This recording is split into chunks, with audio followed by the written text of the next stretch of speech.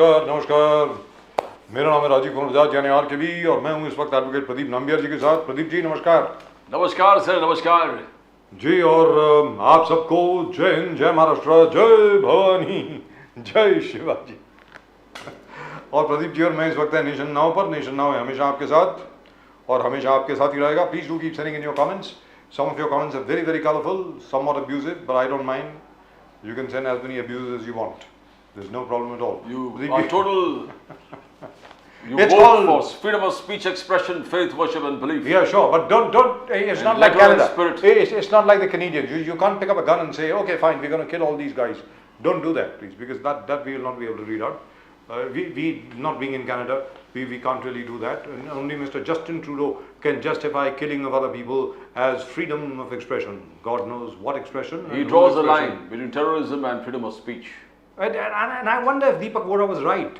He said that Trudeau was high. He said that Trudeau was high on some new synthetic drug that he had just snorted before he came over here, for the G20 summit. Because the plane, his plane, was miraculously repaired even as it was standing on the runway. Which is, I would love to know that story, and I would love to ask Deepak where he got it from. Of course, everybody is denying it. Everybody says that, hey, Deepak Vohra is wrong. But Deepak Vohra is a very senior diplomat. I don't think he would make such a thing. I get rid of that guy. All right, he's very irritating. I don't want him on screen. Please, no, Mr. Trudeau. We've had enough. We don't want you. No, Mr. Trudeau. I tell you what, at the moment we have one of the most brilliant comedians, one of the most brilliant comics, one of the most brilliant writers, and possibly one of the most brilliant actors and television hosts, Mr. Suresh Menon, right here with us. Mr. Menon, very good evening. Good evening, sir. Such a pleasure to be here. Good evening. My name is Rajiv K. Bajaj, otherwise known as RKB. I used to be RKB without a beard. Now I'm just Rajiv K. Bajaj. Along with me, of course, is the amazing advocate Pradeep Nambiar ji.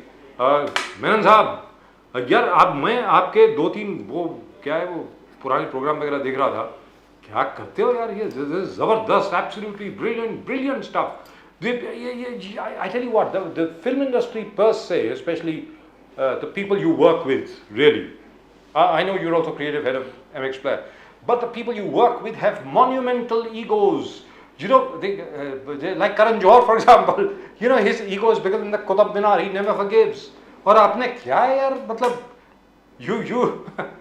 you've done something to him that nobody's ever dared to do. Were there any repercussions? Were there anything you had to handle, or did he take it sportingly? No. There used to be a lot of chat going on behind that. One should not do this because people don't have a sense of humor. तो बहुत लोगों ने रोकने की कोशिश की, बोलना तो पड़ेगा ही, और लेकिन after some time it became quite obvious कि ये रोकेंगे नहीं, क्योंकि it was entertainment its best form, and अपने आप ही बंद हो गए सारे कंट्रोवर्सीज जो थे उस वक्त। हाँ, लेकिन 2-3 ऐसे सटल हिंट्स मिले थे कि भाई थोड़ा कम कीजिए, हमेशा मत कीजिए। तो मैंने ठीक है भाई, वो बात मैं मानता हूँ। And then sort of I just jumped out from there and started doing a lot of films which were different roles, and thankfully I got to act with my childhood favorite and even acting today everybody's favorite, Mr. Mohanlal, in a Malayalam film Brahmaram. Oh wow, I didn't know that. You acted with Mohanlal? Wow. Yes, amazing. So it changed my whole perception of the acting career that I am still pursuing. I have not given it up, but that changed my whole perception, and thankfully I'm still around.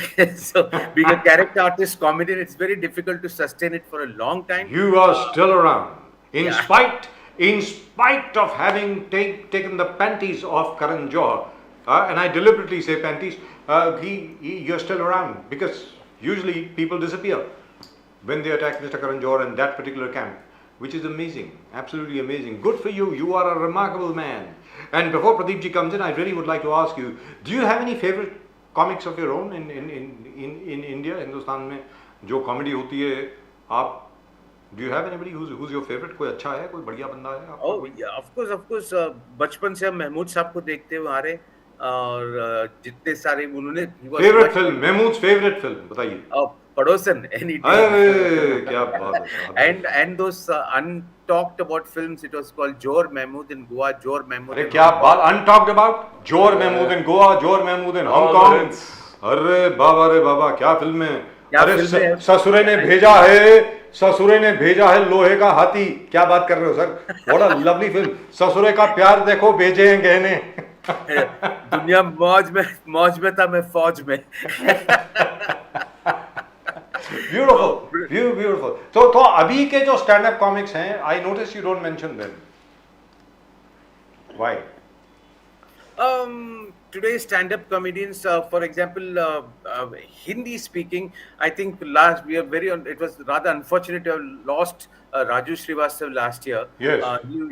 He was one of the best. That whole genre of stand-ups that came out with Raju Srivastav ji, Sunil Pal ji, Ehsan Qureshi, वो एक अलग सा दौर शुरू हुआ था.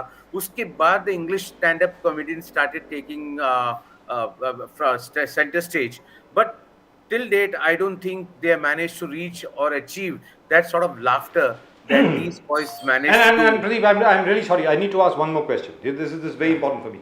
I hope you don't mind. Suresh Menon साहब, क्या है कि जो आपने राजू श्रीवास्तव साहब की बात करी, Raju Srivastava was one guy who could turn any object into an object of comedy. जैसे कि लोकल ट्रेन का पंखा, गाय जो बिल्कुल सड़क के बीच में बैठी हुई है, and so on and so forth. Sunil Pal साहब की अलग से तरीका, वो जो Noora and so on and so forth, and ऐसा, एंड कुरैशी साहब. Now these guys, they came up with a kind of comedy which was incisive, which was beautiful, which, you know, it had a bit of a bite, but it was not obscene. आज की तारीख में ये क्या है कि each time कोई भी कॉमिक आता है, कहीं पर भी आता है, उसको मतलब सेक्स वाले जोक्स क्यों उसको सुनाने पड़ते हैं आज की तारीख में to get a laugh out of people. वो जरा बताएं, ये क्या है यार, ये क्या मिस्ट्री है, मतलब मेरी समझ के बाहर है. I feel कि सेक्स के बारे में जोक्स मारने से, वो डबल मीनिंग जोक्स जो लोग सोच रहे हैं, वो तो किसी के काबिलियत में नहीं है वैसे जोक्स मारना विदाउट रफलिंग एनी फेदर्स. तो मैंने देखा कि काफी लोग ये इस टाइप के जोक्स मारते हैं, लेकिन we have got great examples of Dada Kondke ji, who has got a Guinness Book of World Record, where he made 9 films which are completed the double entendre, but they really did well and really funny films. These boys then afterwards they shifted to, you know, sort of targeting our present government and thought that is stand-up comedy, but no, I'm sorry.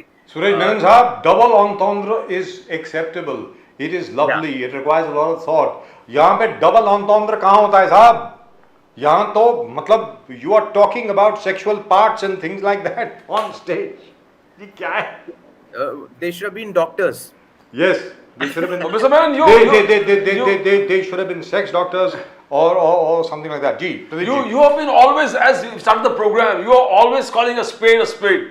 You always said that, you know, don't take the audience for granted. That's what you said. Good content doesn't require this kind of publicity, and I'm talking about the fake Twitter war that you talked about, the fake Twitter war between Anil Kapoor and Anurag Kashyap. You still believe that good content doesn't require this kind of publicity? Absolutely, absolutely. If you see South Indian films, especially not because I belong to Kerala, but I'm a Mumbai boy, I'm a Maharashtrian by heart. But if you see those films that come down from South, even from Karnataka, if you see a lot of these films which are doing well, they are not going into this rubbish publicity of, you know, making two of your main frontline actors, directors fight or something like that and make it into a controversy to film ko garam kar rahe hain. इससे कुछ नहीं होता. Public will catch you out, you know. And sadly, that film was so good. Like I messaged Anil Kapoor on Twitter saying that you didn't need to have all that.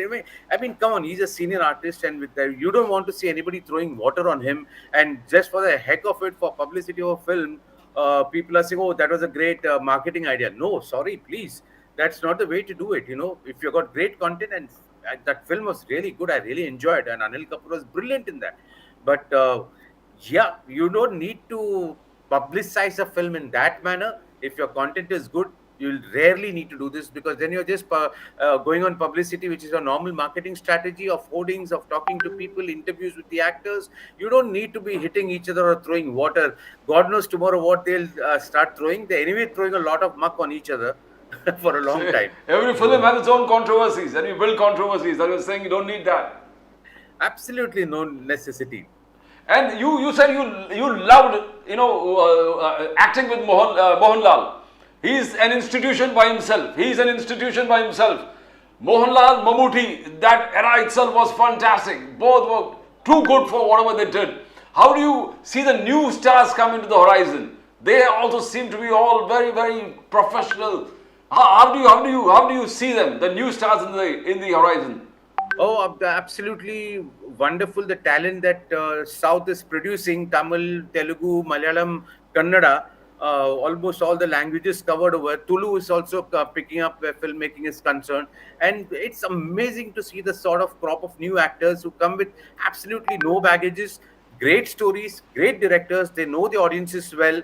And that's why they were a big success. And thanks to strangely COVID, because of OTT platforms, the whole nation started seeing a lot of South Indian actors, and they realized that there is more to the skill, acting skills, than what they were shown before. So everyone have pulled up their socks. Of course, Hindi has got some brilliant actors, Pankaj Tripathi ji, Nawazuddin Siddiqui. All these guys have come up, and they are being appreciated across the country, and thankfully actors are going to stay. Stars will always remain, there's no doubt, but actors are going to stay, and they'll have a longer run this time. But now you've got actors who don't look like stars.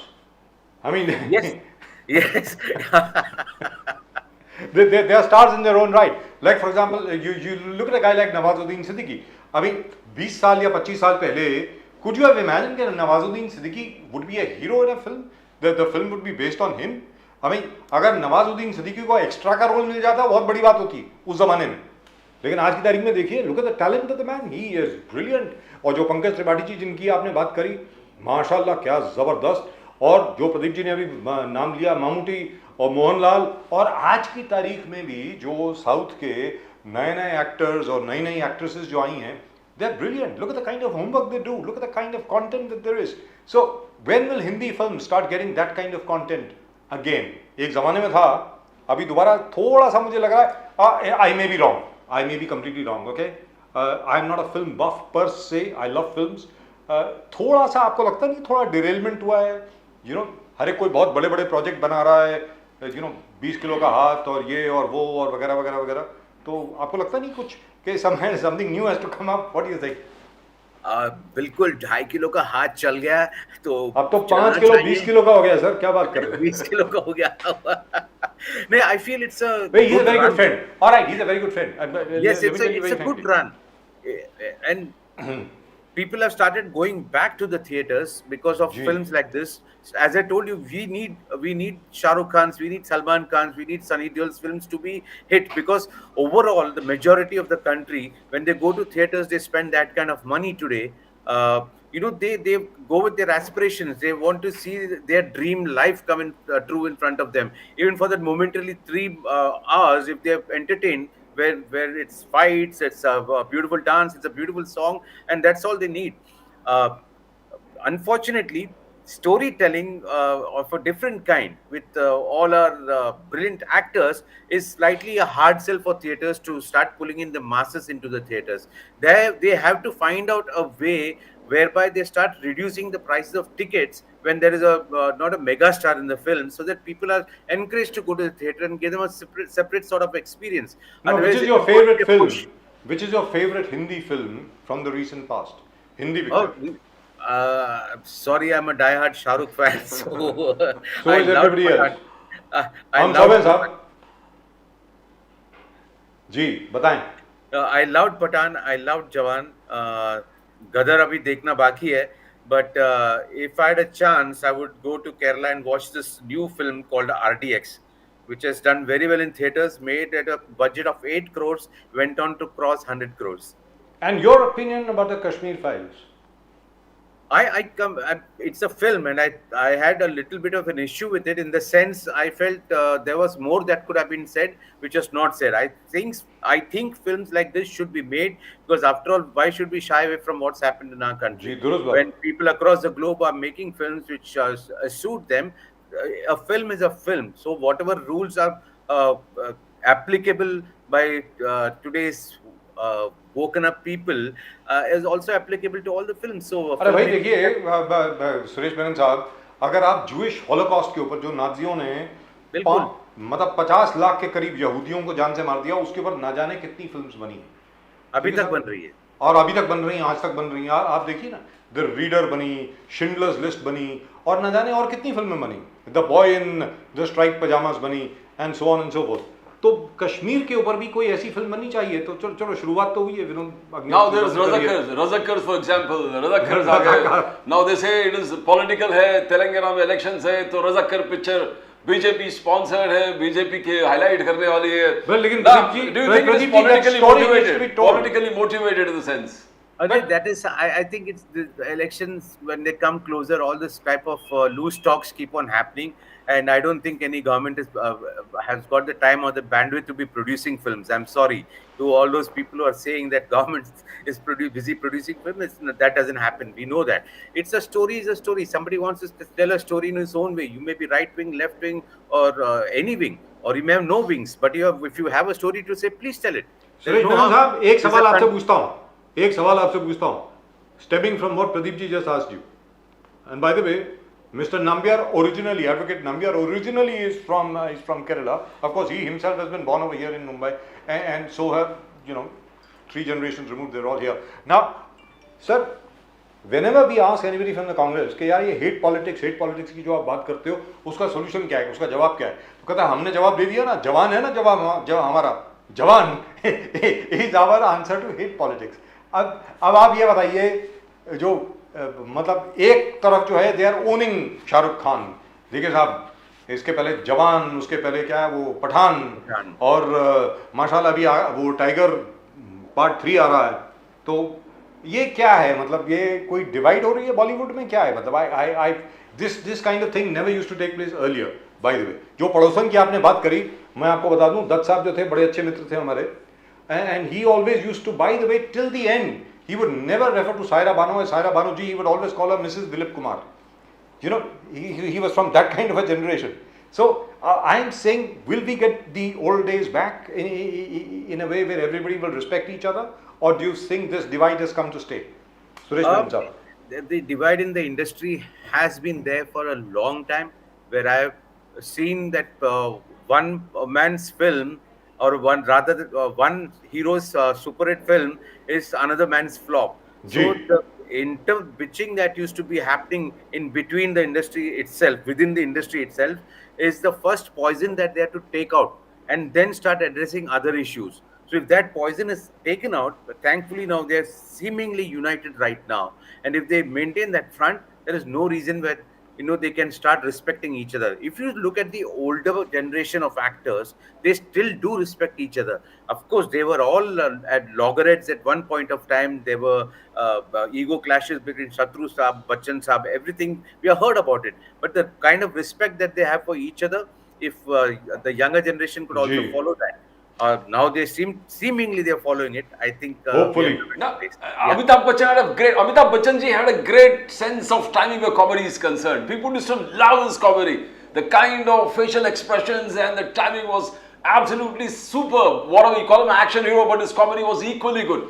Now, you are a great Shah Rukh Khan fan. Salman Khan has a very good timing where comedy is concerned. How do you rate Amitabh's comedy with Shah Rukh Khan's kind of humor and Salman Khan's? Yeah. I think for our generation, Mr. Bachchan will always be our favorite first superstar, not forgetting Rajesh Khanna Saab. Arey Rajesh Khanna Sahab re. So without forgetting Rajesh Khanna Sahab, Bachchan sir will always remain our superstar, and there is no substitution for him. Whether you like it or not, today even the youngsters, the Generation Z, as they call them, they are all Amitabh Bachchan fans. So it's like they are there, but if you have to reach that level of Amitabh Bachchan stardom, you need something extra, and you need that baritone voice, of course. And as you rightly said, his comic timing is quite amazing, and you can see how beautifully he uses that at times in his quiz show. So respect, and like I'm really sad that Mr. Bachchan doesn't allow us people like us who are very good in changing our characters to dress up like him anymore or even talk like him. Ji. But like I told one, somebody asked me, I said, when you wear that costume dressed up like Mr. Bachchan with his wig, with his specs, you feel like for a moment you are Mr. Bachchan, you know, and then you were, जी आज खुश तो तुम बहुत हो गए हैं." Isn't that wonderful? वो तो खैर आपने बड़ा सीरियस डायलॉग बोल दिया कि आज खुश तो बड़े बहुत बहुत हो गए तुम, लेकिन जो प्रदीप जी ने बात करी, आप हर फिल्म में उनकी देख लीजिए जहां पर जरा भी कॉमेडी आती है, I think mister Bachchan is brilliant, absolutely brilliant at that. There's nobody even to touch him there. He's fantastic. I mean, Dharmender Saab had his own style of comedy, but Mr. Bachchan, oh God, he is absolutely out of the world. Shatrughan Sinha Saab, I don't think could do comedy very well, very frankly speaking. I don't think Mr. Sinha is going to like this, but he couldn't. You know, but लेकिन आज की generation में, for example, आज की generation में अभी के जो एक्टर्स हैं, आप एक शाहरुख खान को जरा छोड़ दें, because Shahrukh Khan is your favourite actor, उनके अलावा अब I mean my own favourite film is Chennai express. You look at that film, it's out of the world, it's fantastic. But अभी की जनरेशन में जो फिल्म स्टार्स हैं, उनमें all round टैलेंट किसके पास है आपके मुताबिक, Suresh Menon? They don't make them like Govinda anymore. So seriously, there's everyone has got a specific thing to do. Like earlier, there used to be Sanjeev Kumar Saab, who could do every role possible. Yes. Of course, you know, and Govinda ji, every role possible, anything that he threw at him, it used to come back so beautifully done. Today's actors are more focused on their bodybuilding. They're more focused on their protein shakes and and six packs. And six packs. So yeah, if you have them, you show them. And but you know, like when we do mimicry, we picked up actors with charisma, style, and voice modulation. Shatru Saab, you know, Sunny Deol Saab, Dharmender Saab, everyone's voice and style. And everybody's favorite, Rajkumar. Yeah, that power is missing. You know, that sound is missing from the heroes today. We're still waiting for that one more baritone voice to come here, one more really powerful voice to come through. But none of these guys have it, right? All the new guys. You look at Ranbir Kapoor, you look at Ranveer Singh, you look at Vicky Kaushal, you look at Ayushmann Khurrana, you look at all these guys. None of them have that star quality or that voice. Why is that? Why is the new generation, why do they have these squeaky voices? What's happened? Yeah, absolutely right. Because yeah, you know, it's like when you do mimicry, you know, you latch on to voices which ring in your head. So these voices really don't come and ring in your head at times. You know, so Ranbir Kapoor, there are very few people who I am Ranbir Kapoor. You know, but there's nothing to match them. So I don't know, maybe it's a diet that you're following or there's something wrong in the air, but I'm sure there'll be one more or they never allowed their voice to mature. Like for example, if you remember, in medieval Europe, you know, little boys had to go through a particular operation so that their voices remained exactly what they were, so that they could sing in the choir. Do you think something like that has happened to these guys? Oh God.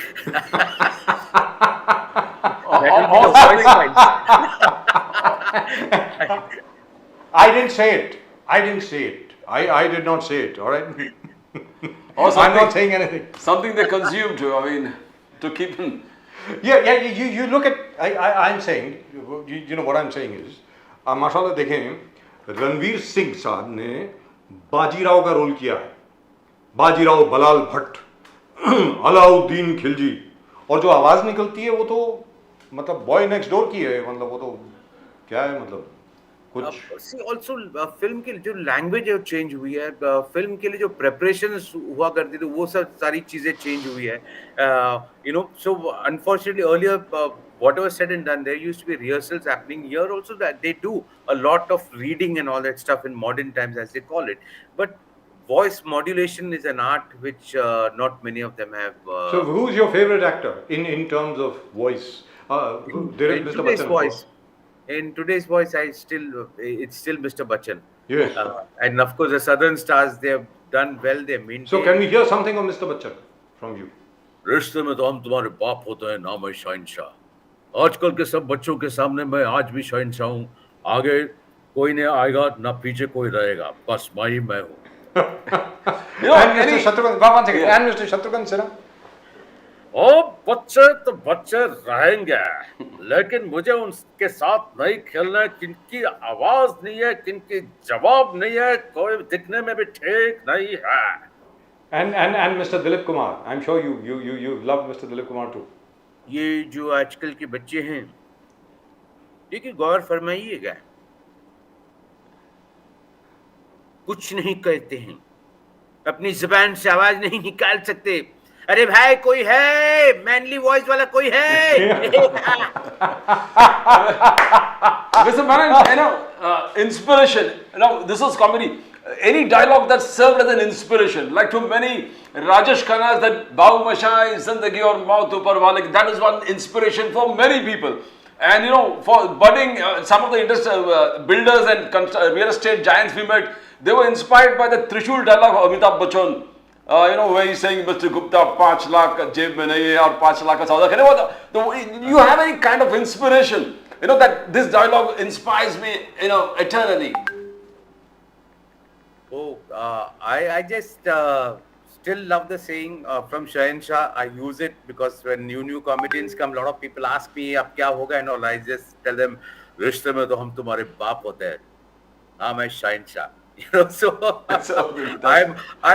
So I use that dialogue is very important for me because I still feel like a Shahenshah. I still feel that a lot more to contribute in the acting industry, and the field opportunities have become less, but it's for me to drag it out and start doing something more.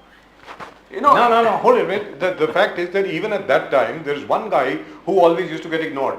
Even though he's given hell of a lot of hits, both as an actor and as a producer director. That is Feroz Khan.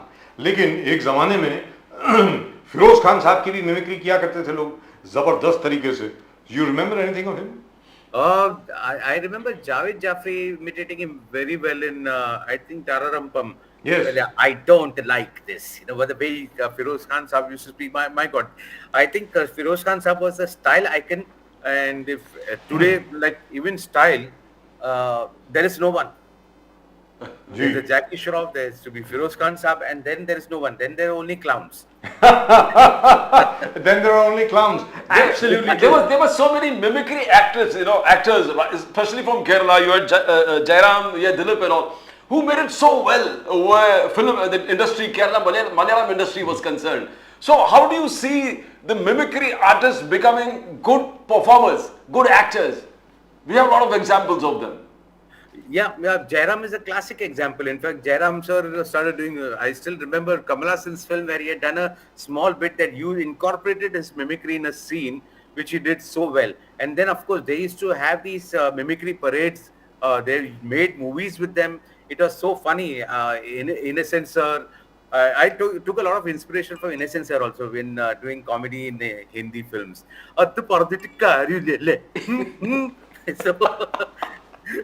So perfect. That was perfect to stay innocent. Yeah. So I think that in Hindi also we tried a lot, especially under the able leadership of Sunil Pal, Rajesh Srivastava ji, and that whole gang. We did try to do something different, like make a mimics parade sort of a film where Bombay to Goa Part 2 was made by with all these actors involved in it. But unfortunately, there were not many takers. But it was a great attempt, and I think we should still try once more. Yes, and I think Sunil Pal made a lovely film, taking all the comics, including Kapil Sharma, including Raju Srivastava, including everybody else. What do you think of Kapil Sharma? Now that's the elephant in the room. Let's talk about that, because he's the guy who's actually monopolized comedy and made it into his own brand. Not only has he made it into his own brand, he's become a billionaire from that brand. I'm really happy for Kapil because the way he has struggled. In fact, the thing is, we were doing a show on Star One called the Great Indian Comedy Show. Yes. At that time, they had this show called the Great Indian Laughter Challenge. Yes. Kapil Sharma was one of the contestants in one season, and the way he has grown is really admirable. But it's on TV channels also to realize that this is not the only way to project comedy. This is not the only way to do it. So there is a lot of space for doing comedy. But unfortunately, when you go and pitch shows to them, the first thing that comes, oh, we need comedians who are influencers, who got this sort of following and all that stuff. So that is, I really can't understand what Instagram followers or YouTube followers has to do with comedy. So I'm not able to understand that little bit And we don't even know whether those Instagram followers are real or not, or whether they're just bots. absolutely right. But they're very happy. They're very happy with it. But I'll tell you what, sticking still to Kapil Sharma, I'm so sorry. Kapil's a great guy. He came on our show and I couldn't keep the tears out of my eyes. He made me laugh so much. You know, especially वो जो क्या वो हवलदार के बारे में जो करता है ना वो पंजाब वाला पंजाब पुलिस वो रिचर्ड गेयर को बुला करके ए तुमने पप्पी कैसे लिया शिल्पा शेट्टी का and all that that's a great thing. But I tell you what, there is a lot of I saw a couple of shots of Kapil Sharma's show. It's a bit of a misogynistic show in the sense that you know he insults women, talks about them in a particular manner, and I agreed. All the women on his show are all guys dressed as women, most of them at least, except a few. So what do you think of that? I mean, is that all right to keep insulting women all the time, to crack these sexist jokes which are completely anti-women, which used to be told in all the street corners of North India, not so much in the South? Absolutely. You know, the South has always respected women, has always had a great deal of respect over there. But in the North, especially in Haryana and in Punjab and in UP, it's been terrible. So don't you think that is feeding into that kind of anti-woman, misogyny? Mr. Menon. So I feel, see, there were a lot of humor earlier was about Jorus.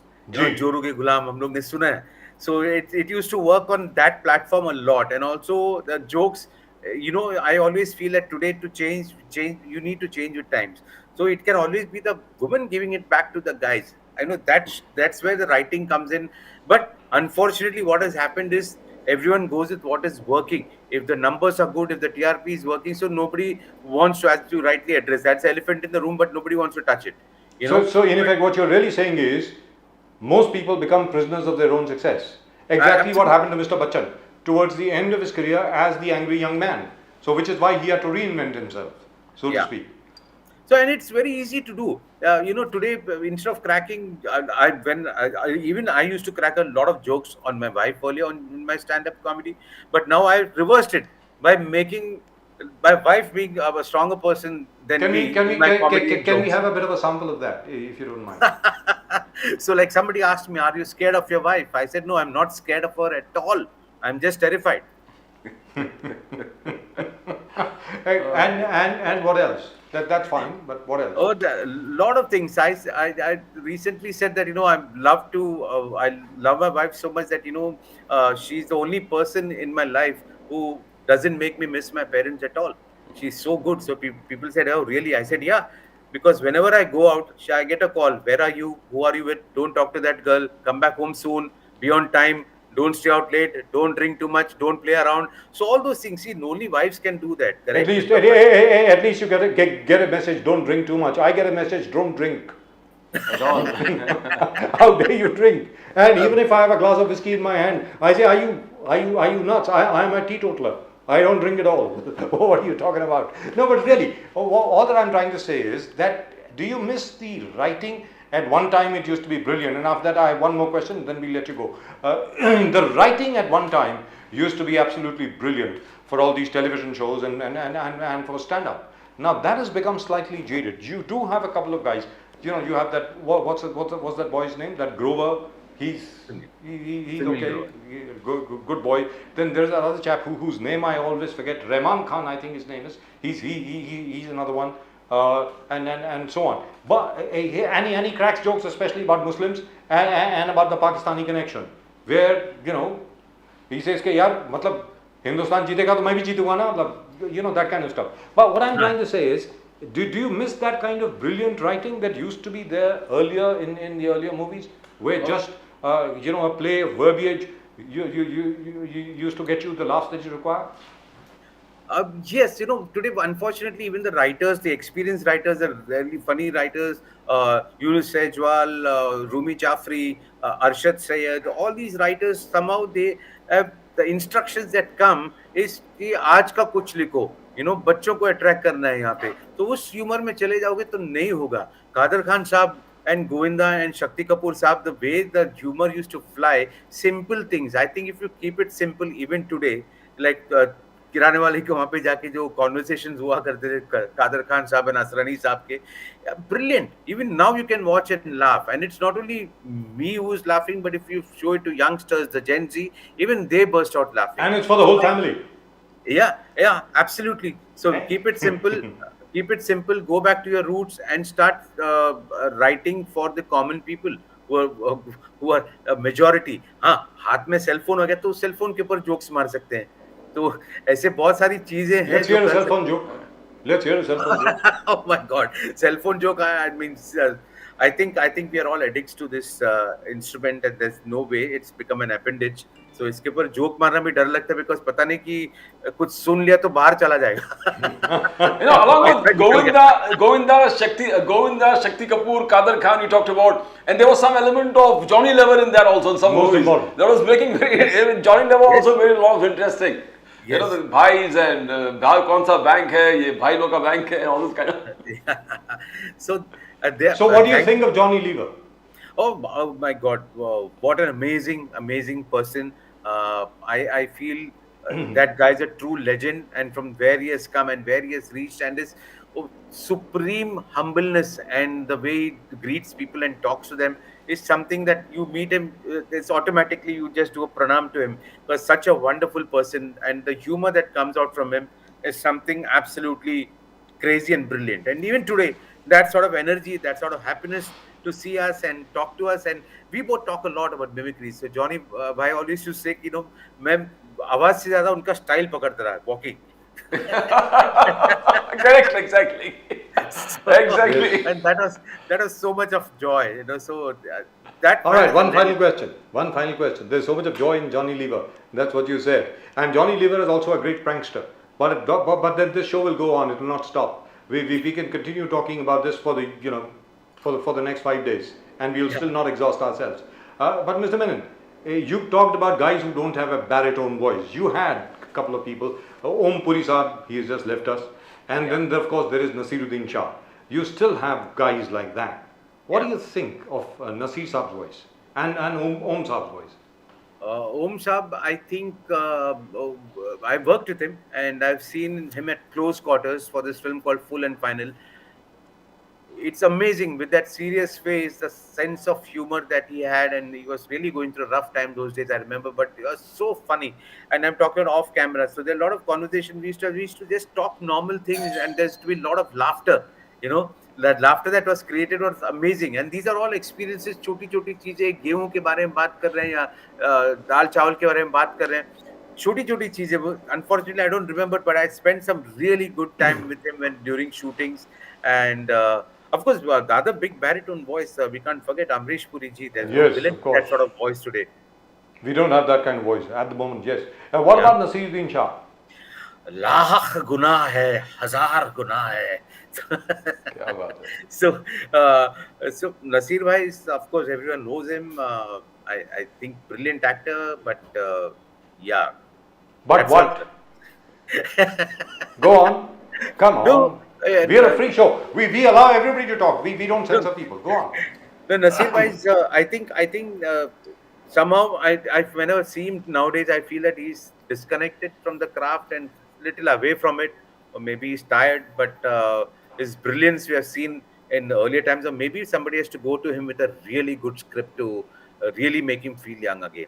Oh yes, or maybe he's missing Om Puri. 100%. That's sort they of were inseparable. Yeah, they were, and maybe he should just start working with good actors. Yes, and by the way, just for the information of our viewers, क्योंकि Om Puri साहब की बात आई है, by the way, Om Puri is the man from the Hindi film industry who's acted in the maximum number of Hollywood films. सबसे ज़्यादा Hollywood film Om Puri साहब ने करी है. And Nasiruddin Shah, by the way, remains the only Bollywood actor who had his name above the title, along with Sean Connery in a movie, in a Hollywood movie. I mean, that's amazing. These guys have achieved so much, and when they came into the industry, Shabana Azmi said, तुम इतने बदसूरत लोगों की हिम्मत कैसे हुई कि तुम्हें लगा कि तुम एक्टर बन सकते हो? That's what Nasiruddin Shah himself recalls. Yes, see, thankfully times have changed, as we discussed earlier, and it's about personality, and it's about power in one's performance. It's about your physical attributes, and of course the training with which all these actors have come. And these guys didn't have a six-pack. Absolutely, No. no necessity. That power is there in the word. Like Sean Connery, Nasiruddin Shah in a League of Extraordinary Gentlemen. Yes, League of. Great movie. Suresh Menon, it's been a real pleasure and an honor to have you on the show. Real pleasure. Thank you so much for coming. Thank you so much. Thank you so much for your time. And to Mr. Nambiar, I'll say, Veendum Kanam. It's so kind of you. Thank you very much, Mr. Menon. Thank you very much. Namaskar. Thank you for having me on the show. Thank you. Vande Mataram. Vande Mataram. That was really and truly enjoyable. Yes. Very enjoyable. Fantastic. Absolutely fantastic. Absolutely fantastic. And then one could continue talking to him. Exactly. And Continuously. At least for another hour. And then Pradeep, hour will be too late. Because once he gets started off on various things, he'll never stop. And at the moment with us, from the Congress Party, our very old friend who looks like a film star himself, Nazir Hussain Saab. Nazir Hussain Saab को असल में अब वो Congress party में कैसे आ गए मुझे मालूम नहीं है. असल में उनको फिल्म स्टार होना चाहिए था. अब क्यों नहीं है मुझे मालूम नहीं है, वो तो उन्हीं से पूछते हैं. नाज़र साहब नमस्कार. नमस्कार सर. सर आप ये बताएं पहले, ये मिस्ट्री सॉल्व करें सर. नमस्कार.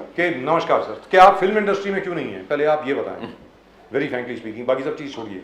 ये जरा हमारे दर्शक पूछना चाह रहे हैं कि why are you not in the film industry sir? Sir हंसी आ रही है आपको, मैं सीरियस सवाल पूछ रहा हूँ. मैं बहुत सीरियस सवाल पूछ रहा हूँ सर. रियली ये मेरे लिए क्वेश्चन ही नहीं है. चलिए हो गया काम. That's it. Alright guys, all of you ask that question. ये नासिर साहब के लिए क्वेश्चन ही नहीं है, सीधी सादी बात है. अच्छा सर ये बताएं, अब ये हो क्या रहा है? और अभी जयपुर के अंदर राइट हो गए, उसके पहले कुछ और हो गया, उसके पहले कुछ और हो गया. ये क्या हो रहा है? मतलब हिंदू मुस्लिम करके अभी तक हम लोग थके नहीं. 75 साल हो गए यार, अब तो थक जाना चाहिए ना लोगों को. क्या कर रहे हैं हम लोग? नासिर साहब. बात हिंदू मुस्लिम की नहीं है, बात नफरत की है. क्योंकि नफरत की जो बाजार लगी है, किस तरह से लोगों को डरा धमका के वोट लिया जाए, उस पर ज्यादा फोकस है. क्योंकि आप देखिए अभी कुछ, मुझे याद है शायद 2-3 दिन पहले ही महाराष्ट्र का एक वाकया है. एक महिला, मराठी महिला थी, वो किसी घर से रेंट पे मांग रही थी और उसे नहीं दिया गया. इत्तेफाक देखिए वो महाराष्ट्र का और देश का बहुत बड़ा न्यूज बना, क्योंकि पॉलिटिकल पार्टी ने उसको सपोर्ट किया. मगर यही पीड़ा मुझे लगता है बरसों से माइनॉरिटी झेल रहे होंगे, पर कभी ये आवाज नहीं बनी, क्योंकि ये किसी के लिए मतलब की न्यूज नहीं रही. एक मराठी महिला पे जब ये हुआ तो लोगों की नींद खुली, क्योंकि ये बीच कब बोल गई थी. ये देखिए हिम्मत कब लोगों को मिलती है कि एक महाराष्ट्र में एक मराठी महिला को घर नहीं दे रहा. ये उनको तब हिम्मत मिली जब माइनॉरिटी को लोग मुंह फोन पे सामने से इनकार करते थे, हम तुम्हें घर नहीं देंगे, तो उनकी हिम्मत बढ़ती गई. और हिम्मत बढ़ते बढ़ते देखिए आज महाराष्ट्र में ही मराठी महिला को मना कर दिया. इसलिए बोलते हैं ना, ये नफरत की बाजार लगी. हिंदू मुस्लिम करो, नफरतों में बांट दो, ताकि देश में हर चर्चाओं पे चर्चा ही बंद हो जाए. हमें लगा कि मणिपुर शांत हो गया, सब कुछ सही हो गया, पर आज देखिए वहां की सरकार खुद उसे क्या घोषित कर देती है. बोलती तमाम जगह दंगे हैं, फसाद है, यहाँ इवन सीएम के घर तक जलाए जा रहे हैं. तो आज भी मणिपुर वैसे ही जल रहा है, उस पर चर्चा नहीं है. ये हिंदू मुस्लिम पोलराइजेशन करके 2024 की तैयारी आप देख लीजिए, इससे किस समाज को पैदा हो रही है, कौन सी समाज इसके अंदर जल रहा है, उसको देखना पड़ेगा. आज हर समाज जल रहा है, उस पर कोई चर्चा नहीं है. बेरोजगारी 45 साल के सबसे ऊंचे स्तंभ पे. आज बेरोजगारी इतने बुरे कंडीशन में जो 45 साल पहले भी नहीं. महंगाई देख लीजिए, रशिया से सस्ता तेल आ रहा है, हमारे लोगों को नहीं मिल रहा, उस पर चर्चा नहीं है.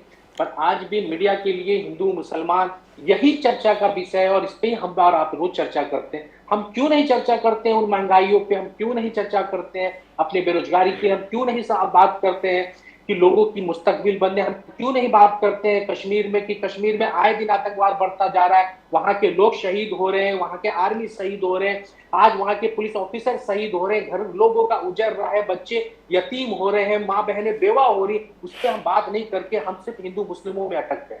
यही तो हमारी विडंबना है सर।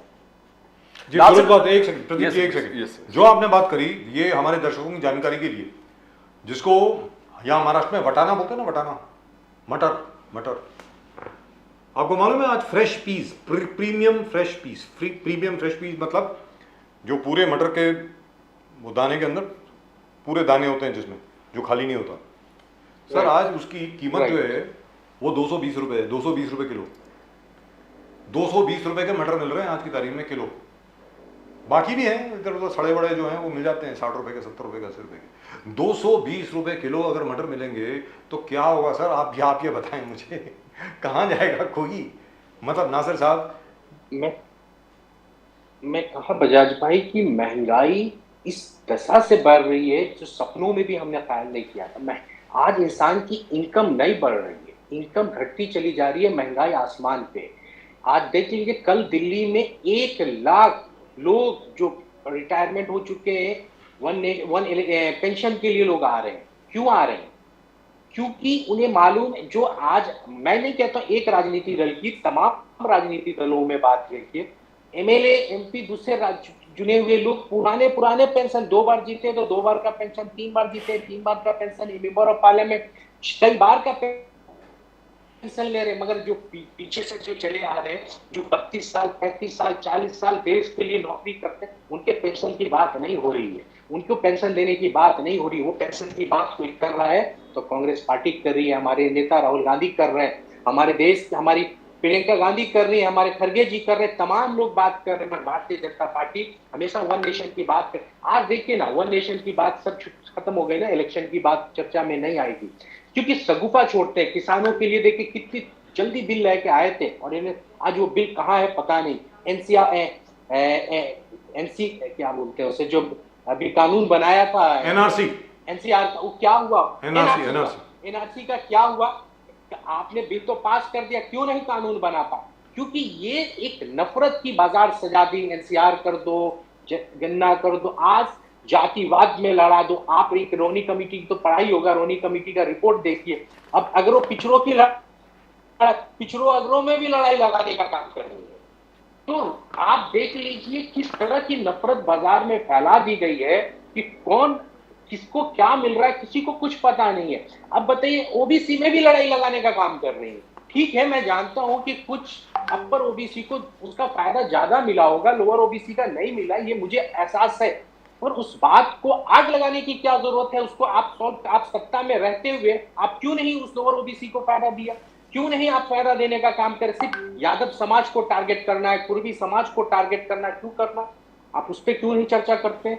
आज आप हर तरह की बातें निकाल के उसे छोड़ देते हैं, उसे मुकम्मल करने की सोचने की तैयारी नहीं करते कि किस तरह उसे मुकम्मल किया जाए, किस तरह उसके लोगों तक पहुंचाया जाए। उस पर कोई चर्चा नहीं है बजाज भाई, सिर्फ नफरत है। और आप हिंदू मुस्लिम की बात करके बात खत्म हो जाती है, मगर जो रियलिटी है इस देश की वो हम सामने नहीं ला पाते। हम मणिपुर पे उसकी बातें नहीं करते, हम नासिर हुसैन साहब की बात नहीं करते। नासिर हुसैन साहब, आज कांग्रेस ने बीजेपी पर आरोप लगाया है। उनका कहना है कि न्यू एजुकेशन पॉलिसी जो आप लेके आ रहे हो, आप एजुकेशन का भगवाकरण, सैफ्रनाइजेशन ऑफ एजुकेशन, ये चार्ज लगाया है कांग्रेस बीजेपी पर। बोले कि आप भगवाकरण कर रहे हो और जिस प्रकार से आप भगवाकरण के साथ नफरत के जो बीज बो रहे हो वो संविधान को ही खतरे में डाल रहे हैं, कांग्रेस का कहना है। बोले कि कांग्रेस का आगे जाकर कहना है कि पहले स्टेट को आजादी था कि अपने ही हिस्ट्री जो टेक्स्ट बुक है, सिलेबस, वो खुद ही कर ले, मगर नया एजुकेशन पॉलिसी में पूरे चीज सेंट्रलाइज हो गया है और सेंट्रलाइज के साथ भगवाकरण भी हो गया है, सैफ्रनाइजेशन ऑफ एजुकेशन। इस पर थोड़ा आप रोशनी और डाल सकते हो नासिर हुसैन साहब? देखिए, मैंने आपसे कई बार बोला ये एजुकेशन को इन्होंने बिजनेस बना दिया, एजुकेशन नहीं मिला। एजुकेशन की प्राइवेटाइजेशन की तरफ गया, एजुकेशन नाम की कोई चीज नहीं बची, लोगों के पास जितना पैसा कम होता गया एजुकेशन उतना ही महंगा होता गया।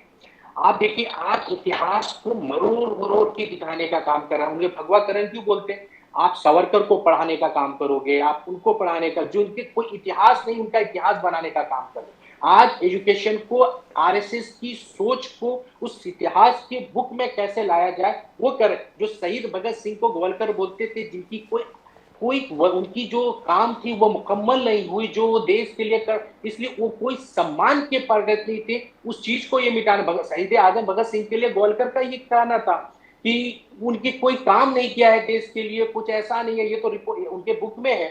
तो ऐसे चीजों को वो इतिहास में लाना चाहते हैं, इसीलिए बोलते हैं एजुकेशन का भगवाकरण करना, क्योंकि वो प्राइवेटाइजेशन की तरफ ले जा रहे हैं, एजुकेशन के बच्चों तक पहुंचे नहीं, जो हमारी इतिहास जो है उस इतिहास को मिटाने का काम कर रहे हैं। इसलिए एजुकेशन आज महंगा है। आज देख लीजिए कितने सारे आपने सेंट्रल स्कूल खोले, वहीं आपको देश में नहीं दिख रहा होगा। कितने आपने सरकारी इंस्टीट्यूट एजुकेशन मेडिकल कॉलेज खोले, कहीं दिख नहीं रहा होगा। कहीं सरकारी आपको अस्पतालें नहीं दिख रही होंगी, चारों तरफ प्राइवेटाइजेशन है।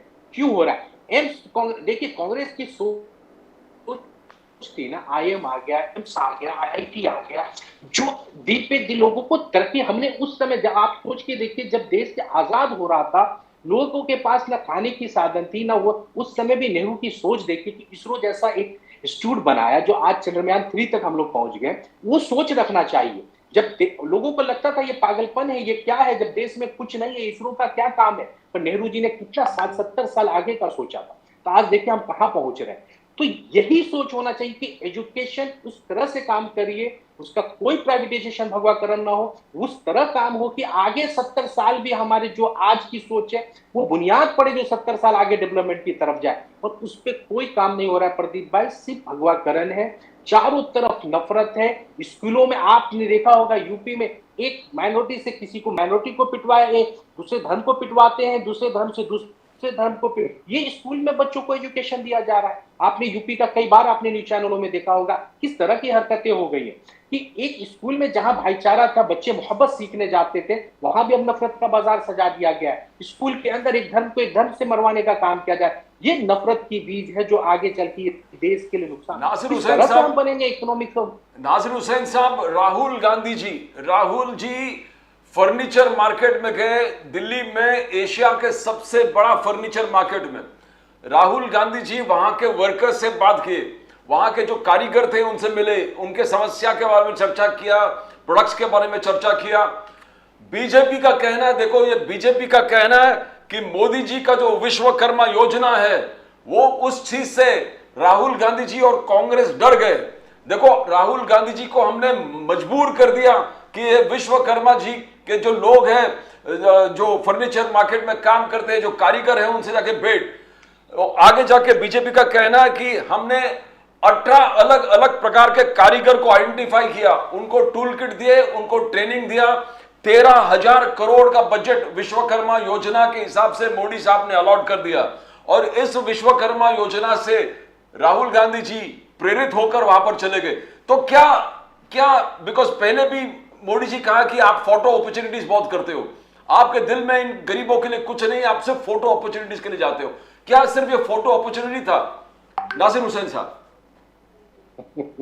मैंने अभी आपसे 2 मिनट पहले मैंने एक बात कहा, ये लोअर और अपर ओबीसी की बात बना दी इन्होंने। विश्वकर्मा की जो बात है, अभी मैं थोड़ा सा डिटेल में बताता हूँ कि 44% वोट इनको ओबीसी का मिलता है तकरीबन देश में। अभी 2019 के इलेक्शन में 44% के आसपास, क्योंकि अभी सेंसेक्स हुआ नहीं तो पता नहीं ओबीसी कितने हैं, तो मेरा अपना अंदाजा है, जहां तक मेरे सोर्स बताते हैं कि 50% के अब ये हों, तो 44% के आसपास इनको ओबीसी का वोट मिलता है। तो ये क्योंकि इन्हें मालूम है कि इन्हें बनिया का वोट इनका फिक्स है, ब्राह्मण वोट भी क्या, प्रकाश वोट, इन वोटों को इनको लगता है ये छिटकेंगे नहीं, क्योंकि ये ओबीसी की जो अपर ओबीसी थे, यादव थे, कुर्मी थे, दूसरे उनको 27% जो रिजर्वेशन मंडल कमीशन से था, वो 27% एक्चुअली रिजर्वेशन मिल नहीं रहा है। आज आप आंकड़ा देखेंगे तो शायद मुझे लगता है 5 से 12% से ज्यादा ओबीसी को मिला ही नहीं। वो भी 5 से 12% ओबीसी का जो आरक्षण का फायदा हुआ वो थोड़ा अपर ओबीसी को मिला, इसमें सच्चाई है, इसमें कोई डाउट नहीं कि उनको नहीं मिला है। अब ये जो 44% जो छोटी ओबीसी, जो लोअर ओबीसी थे, उनको अपने तरफ लाने के लिए इस तरह की बात कर रहे हैं कि हम ये विश्वकर्मा की ये करेंगे, क्यों नहीं किया आपने? आप आज इलेक्शन आ रहा है तो राहुल जी क्या है, आम लोगों से मिलते हैं। आप कोविड था, आप देखिए जब तमाम लोग बीजेपी के लोग अपने घर से नहीं निकल रहे थे, तब भी राहुल जी सड़कों पे आए, लोगों की दर्द बांटा, लोगों से मिले, ट्रक वालों से मिलते हैं, ट्रक वालों की हालात जानते हैं कि तुम्हारी क्या तकलीफ है, क्योंकि वो मन की बात नहीं करते, वो दिल की बात करते हैं। वो कारपेंटर इंडस्ट्री में जाते हैं, छोटे लोगों के पास जाते हैं, उनसे मिलते हैं, उनकी हालात क्या है, उनके दुख, क्योंकि उन्होंने जो कन्याकुमारी से कश्मीर तक का जो यात्रा किया, उन्होंने तमाम लोगों को देखा है कि किस तरह के लोग हालात गुजार रहे हैं। तो आप देखिए आज कारपेंटरों के पास भी गए, फल मंडियों में भी जा रहे हैं, किसानों के पास भी जा रहे हैं, इवन कुली तक के पास जा रहे थे, उनके दुख दर्द को समझे, स्टेशन पे उन्हें क्या तकलीफ है, क्योंकि निचला समाज का तबका जब तक ऊपर नहीं आएगा, हम देश विकसित कैसे बनाएंगे? इनके हाथ के हुनर को हम पहचानेंगे नहीं। लेकिन एक चीज तो है नासिर साहब, एक चीज तो है, मानना पड़ेगा प्रदीप जी, राहुल गांधी जब ट्रक वालों से मिले, उन्होंने ट्रक चलाया, सीधा चंडीगढ़ तक लेके गए ट्रक हाईवे पर। साहब सोनीपत में गए, जहां पे धान की खेती होती है, चावल की खेती होती है, किसानों के साथ अपनी पतलून ऊपर करके बिल्कुल धान के खेत में, चावल के खेत में खुद हाथ बटाया किसानों का। और अभी ये जो कारपेंटरी की फुटेज चल रही थी, तरखानों की जो फुटेज अभी चल रही थी, अरे तरखानी भी आती है उनको, और तो और छोड़ो, that man loves working with his hands. I mean, it is so impressive. It is absolutely wonderful. The manner in which Rahul Gandhi has endeared himself to the public. जिस प्रकार आज की तारीख में राहुल गांधी को जो प्यार मिल रहा है लोगों से, बाप रे बाप, that I have not seen this kind of thing before. और पहली बार ऐसा हुआ है, ये कोई नई बात तो है नहीं नासिर साहब, पहली बार ऐसा हुआ है कि Congress has got its act together. आप इसको मतलब ज्यादा जोर शोर से नहीं, सबसे बड़ी बात क्या है, पूरी बात सुन लीजिए सर, आप इसको इवेंट नहीं बता रहे, आप इसको सिर्फ लोगों को बता रहे हैं, इवेंट नहीं बना रहे, and that I think is really great. जबरदस्त मैसेज जा रहा है, बोलिए नाज़िर साहब। ठीक है, ये ठीक है, आज हम राहुल जी पे,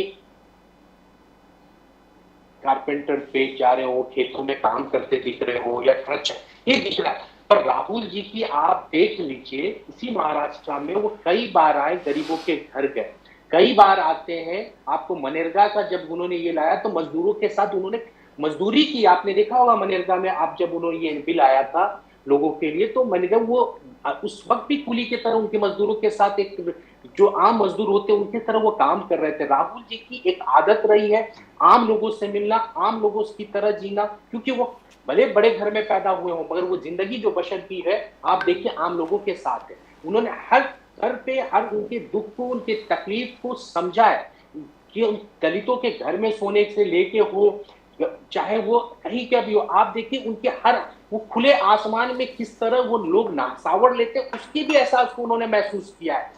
खुले में टॉयलेट करते हुए लोगों के, ऐसा भी तो इतने सारे टॉयलेट उस वक्त बने होंगे। आप देखिए राहुल जी की जो सोच है ना, बहुत ही डिफरेंट सोच है। ये मन की बात करने से ये नहीं आएगा, जब तक आप फेस टू फेस, 1 to 1 नहीं मिलते हैं, उनके दुख दर्द को आप नहीं समझ सकते। ये राहुल जी की पहचान है। जब मजदूरों के साथ काम करते हैं, कुलियों के साथ रहते हैं, ड्राइवरों के साथ ट्रक चला, मैंने उस एक बार कहा था कि इस देश में जो ड्राइवर है ना, तकरीबन 1.25 करोड़ 1.5 करोड़ लोग, अब उतने परिवारों तक ये मैसेज जब जाता है तो उनकी आवाज राहुल जी बन जाते हैं, उन 4-5 करोड़ फैमिली की आवाज बन जाते हैं। ये कारपेंटर विश्वकर्मा जो, उनकी कई करोड़ लोगों तक उनकी आवाज पहुंच जाती, ये है राहुल जी की पहचान। जब उन्होंने कन्याकुमारी से कश्मीर पैदल चला, ना दुख देखा, ना धूप देखा, ना बारिश देखा, ना छांव देखा, वो चलते रहे और देश को समझते रहे। ये होता है राहुल गांधी। ये नहीं होता है कि टीवी के शो में आइए, मन की बात करिए और चले जाइए। आपने क्या किया है वो बताइए, आपने 9 साल में देश को क्या दिया वो बताइए। नासिर साहब, वही मोदी जी वही बोलते हैं कि हमने क्या किया 9 साल में, सबका साथ सबका विकास, article 370, 1 nation 1 tax, 1 rank 1 pension, 10% reservation गरीबों के लिए हमने किया बिना कोई प्रॉब्लम के, नारी शक्ति वंदन अधिनियम अभी। और ये जब गिनाते हैं नासिर साहब, वो उसी वक्त मोदी साहब ये भी बोलते हैं कि देखो, कांग्रेस को आज के तारीख में चला रहा है urban Naxals. Urban Naxals are running the Congress party. The Congress party is being run by urban Naxals. And ये जो भी आप फोटो अपॉर्चुनिटीज कर रहे हो, वो फोटो अपॉर्चुनिटीज है. कांग्रेस के दिल में गरीबों के लिए, डाउन ट्रॉडन के लिए, जो आदिवासी, ओबीसी और दलित सेक्शन के लिए कोई उनके पास ना प्लान है ना. ये मोदी साहब का 2 दिन पहले का स्टेटमेंट है. तो इसको आप कैसे देखते हो? एक जगह मोदी साहब पूरे गिना रहे हैं कि हमने क्या क्या किया, और दूसरे कह रहे हैं कि Congress is being run by urban Naxals. ये अर्बन नक्सल क्या होता है सर? ये सर, ये इसका मतलब क्या हुआ? नहीं, वन नेशन की बात क्या है? वन नेशन जरा उन्हें बताना चाहिए. क्या अडानी की इनकम से आम लोगों की इनकम बराबर हो गई? क्या अंबानी के इनकम से आम लोगों की इनकम बराबर हो गई? वन नेशन क्या है, जरा से इसकी दलील भी देना चाहिए ना. क्या होता है वन नेशन, जरा उन्हें बताना चाहिए था, पर उस पर वो बात नहीं करेंगे. वन नेशन इलेक्शन कराना चाहते थे, क्या हुआ? क्या चल रहा है, कुछ बताइए. क्या आपने क्या 370 हटने के बाद क्या जवानों की शहादतें रुक गई? 370 आने के बाद क्या वहां पे आम लोगों की मुस्तकबिल चेंज हो गई? कि अभी 2 दिन पहले वहां के एक डीएसपी को मार दिया जाता है, पुलिस अधिकारियों को मार दिया, क्या रुक गई? एंड क्या टेररिज्म खत्म हो गई? क्या वहां पे पूरी जिंदगी बदल गई? आप ये बताइए. क्या कश्मीरी पंडित पूरे कश्मीर के तरफ लौट गए? 370 हटने से क्या क्या फायदा हुआ वो बताइए. मत 370 का राग लगाइए कि क्या है. हम आप फिर बोलते हैं ना 370 मेरा एक बहुत फेवरेट मुद्दा है, फिर छोड़िए अभी. आप बोलते और आप बताते अर्बन नक्सल. अर्बन नक्सल किसे कहते हैं? यही शोभा भारद्वाज जिनको उठा के बंद कर दिया, उन्हें अर्बन नक्सल कहते हैं. ये नौलखा जी, उन्हें बंद कर दिया, उन्हें अरे उन लोगों ने समाज के लिए जो काम किया है, उनके समाज को देखिए. उन लोगों ने उस वक्त अमेरिका के नेशनलिटी को छोड़ने का काम किया जब लोग अमेरिका जाने के लिए लाइन में खड़े थे. वो ऐसे लोगों को आप अर्बन कौन होता है अर्बन नक्सल? और आप सरकार में है, आप एलिगेशन लगाने के लिए नहीं बैठे, आप एक्शन लेने बैठे. कौन है? आप नाम डिक्लेयर कीजिए अर्बन नक्सल है, उस पर कार्रवाई करिए. कांग्रेस ने रोका है, किसने रोका है? आप बोलते हैं वन टैक्स से जीएसटी ऐसा लाए कि लोगों को गरीबी रेखा में डाल दिया. कौन सा? आप बोलते 13 करोड़ लोगों को गरीबी रेखा से ऊपर लाए. कौन है वो 13 करोड़ लोग? उसका डेटा दो. आपने कहा था किसानों की इनकम आय डबल हो जाएगी. क्या किसानों की आय इनकम डबल हो गई? आप उस पर बात करो. आपने कहा था हम हर साल 2 करोड़ लोगों को रोजगार देंगे. क्या आपने उस हिसाब से 18 करोड़ लोगों को रोजगार दे दी? आप आज 70,000 72,000 आप इस तरह से आप खुद से एडवर्टाइजमेंट के लिए आप नौकरी के नियुक्ति पत्र बांटते हो कि अब लगता है पोस्ट ऑफिस भी बंद हो गया. अब पोस्ट ऑफिस से लेटर भी जाना बंद हो जाएगा क्योंकि नियुक्ति पत्र भी यही बांट रहे होंगे. 70-72,000 तो 18 करोड़ नौकरी के बदले आप 70-72,000 या 1 लाख 2 लाख की बात करने लग जाएंगे. तो इनकी सिर्फ बातें हैं, कुछ उस पर बात नहीं हो रही है कि हमारी महिलाओं की. आपने महिलाओं की बात की, क्या महिलाओं की कितनी कहां रिजर्वेशन मिल गया? तो ओबीसी, आपने ओबीसी को क्यों छोड़ दिया? ओबीसी को क्यों नहीं उसके अंदर शामिल किया? आप महिलाओं के लिए अगर भला कर रहे थे तो तमाम महिलाओं के लिए भला करते ना. आप कोटा में कोटा क्यों नहीं दिया? आपको उनका वोट चाहिए पर उनका भला नहीं चाहिए. आज 90 सेक्रेटरी, कैबिनेट सेक्रेटरी हैं, उसमें सिर्फ 3 सेक्रेटरी ओबीसी के आते हैं. बाकी क्यों नहीं 27% आए? क्यों 12% और 5% ओबीसी को हक मिला? क्यों आज तक? आज तो ओबीसी के रिजर्वेशन को आप खत्म करना चाहते हैं ना. तभी तो आपने महाराष्ट्र में आज देखिए लोकल बॉडी इलेक्शन को कितने दिनों से अटका के रखा है. आप नहीं चाहते कि ओबीसी का मसला हल हो. तमाम जगह आप देखिए कॉर्पोरेशन का इलेक्शन रुका पड़ा है. क्यों? सिर्फ ओबीसी की वजह से ना.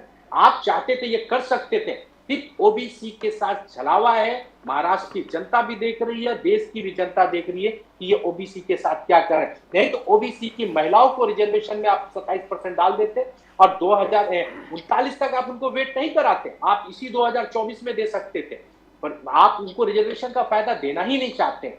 सिर्फ उनका वोट चाहिए क्योंकि मंडल कमीशन से आपको जो फायदा मिला उस फायदे को आप उठाए रखना चाहते हैं. अगर आप ओबीसी में अगर आप पिछड़ा को भी लड़ाना चाहते हैं, सिर्फ उनके वोट से आप सत्ता में रहना चाहते हैं, पर ओबीसी समाज just look at that footage. Wow, can we have that? There's Rahul Gandhi actually lifting up a suitcase on his head. Oh my God, that is fantastic. That is really fantastic. I've never seen anyone do that before. I have never seen a politician do that before. आज तक मैंने किसी politician को नहीं देखा ये करते हुए. This is absolutely fantastic. जी नासिर भाई बोलिए. ये जन नेता की पहचान होता है. देख लीजिए आप, इसमें कोई कार्यकर्ता दिख रहा है? इस पर सिर्फ आम लोग हैं, वो लोग हैं जो Oh wow, look at that. Just look at that. सामानों को उठाते हैं, मजदूरी करते हैं, वो लोग हैं ये बैठे। ये वो लोग हैं समाज के लिए काम कर रहे हैं। उनके दुख दर्दों को समझाए, उन कुली भाइयों के दुख दर्दों को समझाए। इसको बोलते हैं जन नेता। ये है जन का नेता, ये है देश का प्राइम मिनिस्टर आने वाला। लेकिन ये बताएं नासिर साहब, ये नहीं है के जो महिला आरक्षण ये आप देखिए, एक मिनट बजाज भाई, प्लीज बहुत अच्छा। मुझे आप क्योंकि दिल्ली की बात चली तो मुझे केजरीवाल जी याद आ गए। आप देख लीजिए, मैं इंडिया अलायंस के पार्टनर है, मुझे कमेंट नहीं करना चाहिए था, फिर भी मुझे पता नहीं क्यों मेरे जहन में आ गया। सुखपाल सिंह जी, आप हमारे कांग्रेस के एक एमएलए हैं पंजाब में, वो हमारे किसान सेल के राष्ट्रीय अध्यक्ष भी हैं। वो आए दिन किसानों की आवाज उठा रहे थे पंजाब में कि उनकी सुसाइड हो रही है, उनको बीज दाम पे, सही दाम पे नहीं मिल रही है उनकी आवाज, तो उन्होंने उसको अरेस्ट कर दिया। आप बताइए मोदी जी और उनके काम में क्या फर्क रह गया कि आप उनकी ओपोजिशन की आवाज नहीं सुनना चाहते? किसानों की आवाज वो उठा रहे थे, उस आवाज से आपको तकलीफ हो गई, आपने उठा के उन्हें जेल के सलाखों में डाल दिया, और वो भी ड्रग्स केस में। जो मैं कहता हूं ना, ये सुनिए, ये जो आज कुछ पत्रकार यूट्यूब में बहुत फेमस भी है, आज जो लगता है कि मोदी विरोधी हैं, पर मोदी जी को एस्टेब्लिश करने वाले भी वही पत्रकार थे। मुझे याद है अन्ना हजारे का आंदोलन था, वो अन्ना आंदोलन में इतने भक्त थे कि उन्हें पता ही नहीं था कि ये देश के लिए क्या कर रहे हैं। वो पत्रकार उस वक्त उस कांग्रेस की डिविजन करती थी और अन्ना हजारे को प्रमोट करने का काम कर रही थी, उसमें से वो पूरा मास्टरमाइंड कोई काम कर रहा था, तो ये केजरीवाल जी काम कर रहे थे।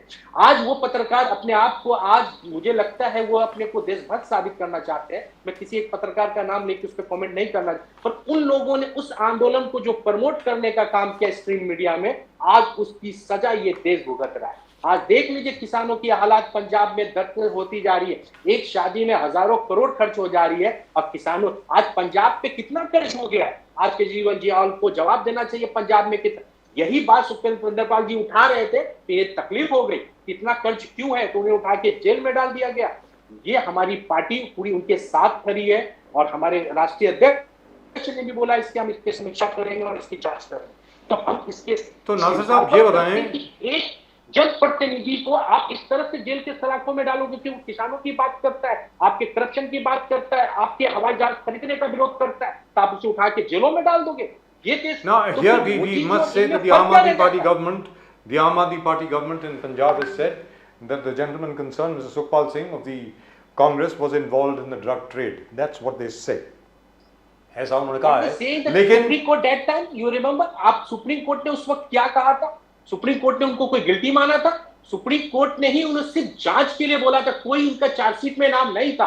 सिर्फ एक ये आपने उठा, क्योंकि किसानों की आवाज उठा रहे थे, इसलिए आपको तकलीफ हुई ना। लेकिन जो सबसे बड़ा ड्रग किंगपिन है, जो पंजाब का सबसे बड़ा ड्रग किंगपिन है, उसके खिलाफ आज तक आम आदमी पार्टी ने जरा भी एक्शन नहीं लिया। आपको भी मालूम है वो कौन है, हमें भी मालूम है। क्यों नहीं? बादल फैमिली के खिलाफ तुमने एक्शन लिया? मैं पूछता हूं, बादल फैमिली के खिलाफ लड़के आए थे ना, क्यों नहीं लिया? क्यों नहीं किसी बीजेपी लीडर के उधर लिया? मुझे नहीं मालूम इंडिया अलायंस में उनके साथ क्या होने वाला नहीं होगा, मगर मैं इतना जरूर कह सकता हूं, इस केस के लिए हम पूरी पार्टी उनकी मुखालफत करती है कि उन किसानों की आवाज को तुम कैसे बंद कर सकते हो। जब ये किसानों की हमदर्द बनते हैं, किसानों का जब बिल पास हो रहा था, उसके वोट, किसके वोट में इन्होंने, किसने वोट किया था? बीजेपी के समर्थन में, किसानों के बिल के विरोध में क्यों नहीं वोट किया? उनके समर्थन में क्यों नहीं वोट किया? आप बीजेपी के साथ खड़े थे संसद में उस दिन, उस बिल के साथ खड़े थे आप। तो ये आवाज जब उन्होंने उठाया, पूरे पंजाब को बताया, तो इनको तकलीफ होकर उनके जेल के पीछे डाल दिया गया। ये न्याय, ये और उनमें फर्क नहीं है। ये लोकतंत्र, उनके लोगों को पुलिस अरेस्ट करती है तो लोकतंत्र खत्म हो जाती है। जब हम उनके लोग, अभी कई लोग उनके लोग जेलों में हैं, तो तब लोकतंत्र बिल्कुल नहीं बचती है, लोकतंत्र खत्म हो गया। आज कौन सा लोकतंत्र वहां एस्टेब्लिश कर दिया आपने? यह पूछना पड़ेगा। आपके पास आते हैं आम आदमी पार्टी के लोग, ये सवाल जरूर कीजिएगा। जी, ये बताएं साहब, ये बताएं कि जहां तक के महिला आरक्षण का प्रश्न है, आपने खुद बोला कि अगर उसको लागू करना था तो एकदम फौरन भी लागू कर सकते हैं, लेकिन अमित शाह जी ने ये कहा है कि भाई उसको अगर फौरन लागू करते हैं तो कोई ना कोई तो कोर्ट जाएगा उसके खिलाफ, और जब तक सेंसस नहीं होगा और डीलिमिटेशन कमीशन नहीं बैठेगी तो वो कोर्ट का सीधा स्टे ऑर्डर आ जाएगा। फिर क्या करेंगे सर? नहीं नहीं, गलत कह रहे हैं वो, फिर लोगों को बहकाने का काम कर रहे हैं। कोर्ट ने डेलिमिटेशन इसलिए रोक लगाया था कि जन पॉपुलेशन के हिसाब से डेलिमिटेशन नहीं होना है, क्योंकि साउथ और नॉर्थ का ये 50 साल का झगड़ा है। साउथ की पॉपुलेशन कंट्रोल में थी और नॉर्थ की पॉपुलेशन हायर थी, इसके ऊपर रोक है। तो आप इसके लिए नहीं रोक है कि आप इसको पॉपुलेशन के हिसाब से नहीं लगाना, आप चाहिए तो जाति जनगणना करा के कर सकते हैं, और 2021 का आपके पास पड़ा है ना, उससे कर दो ना। 2014-11 का पड़ा है ना आपके पास, उससे करो ना। क्यों नहीं करते हो? उसको सेंसेक्स लागू कर सकते हो ना आप। आपको करना ही नहीं है ना। 2026 का रोक सिर्फ जन पॉपुलेशन के हिसाब से लगा हुआ है। बजाज भाई, ये लोग बहका रहे हैं लोगों को, ये बहकाने का काम कर रहे हैं, लोगों को दिमागों को डाइवर्ट कर रहे हैं, जबकि ये सच्चाई नहीं है। सिर्फ डेलिमिटेशन इसलिए रोक है कि जन पॉपुलेशन के हिसाब से नहीं करना है, नहीं तो साउथ इंडिया के साथ अन्याय हो जाएगा, क्योंकि नॉर्थ इंडिया में सीटें बढ़ जाएगी तो इनकी हमेशा इधर ही सत्ता आ जाएगी, उनको फिर कुछ नहीं मिलेगा। तो जिन्होंने अच्छा काम किया उनको, जिनको रिवर्ट इनाम मिलना चाहिए था, एक तरह से अगर हम इस तरह से डेलिमिटेशन करेंगे तो उनको हम सजा दे रहे हैं ना। इसके ऊपर 2026 तक रोक है। आप जो सेंसेक्स है उस पर आप कर सकते हैं, बट इनको नहीं करना है। मैं आपको बता रहा हूं 2039 तक ये इसी तरह गुमराह करके ये चुनाव लड़ेंगे और इसके ये पूरी दुनिया में मार्केटिंग करेंगे। बाकी इससे हमारे आम महिलाओं को कोई फायदा नहीं मिलने वाला है, ताकि हमारी महिलाएं समझ नहीं है कि ये कौन सा इन्होंने झुंझुना बजाया है, क्योंकि 27 को उसके अंदर शामिल नहीं किया, बीजेपी को शामिल नहीं नासिर किया। हुसैन साहब, बीजेपी का कहना है कि 27 साल आप सिर्फ सोचते रहे। 27 इयर्स कांग्रेस लेड, और कांग्रेस ने सिर्फ सोचा, मगर हमने 2 दिन में इंप्लीमेंट किया। जैसे मोदी साहब का कहना है, बीजेपी का कहना है, within 2 days we have implemented and we have always stood. हमने हमेशा महिलाओं के लिए काम किया है।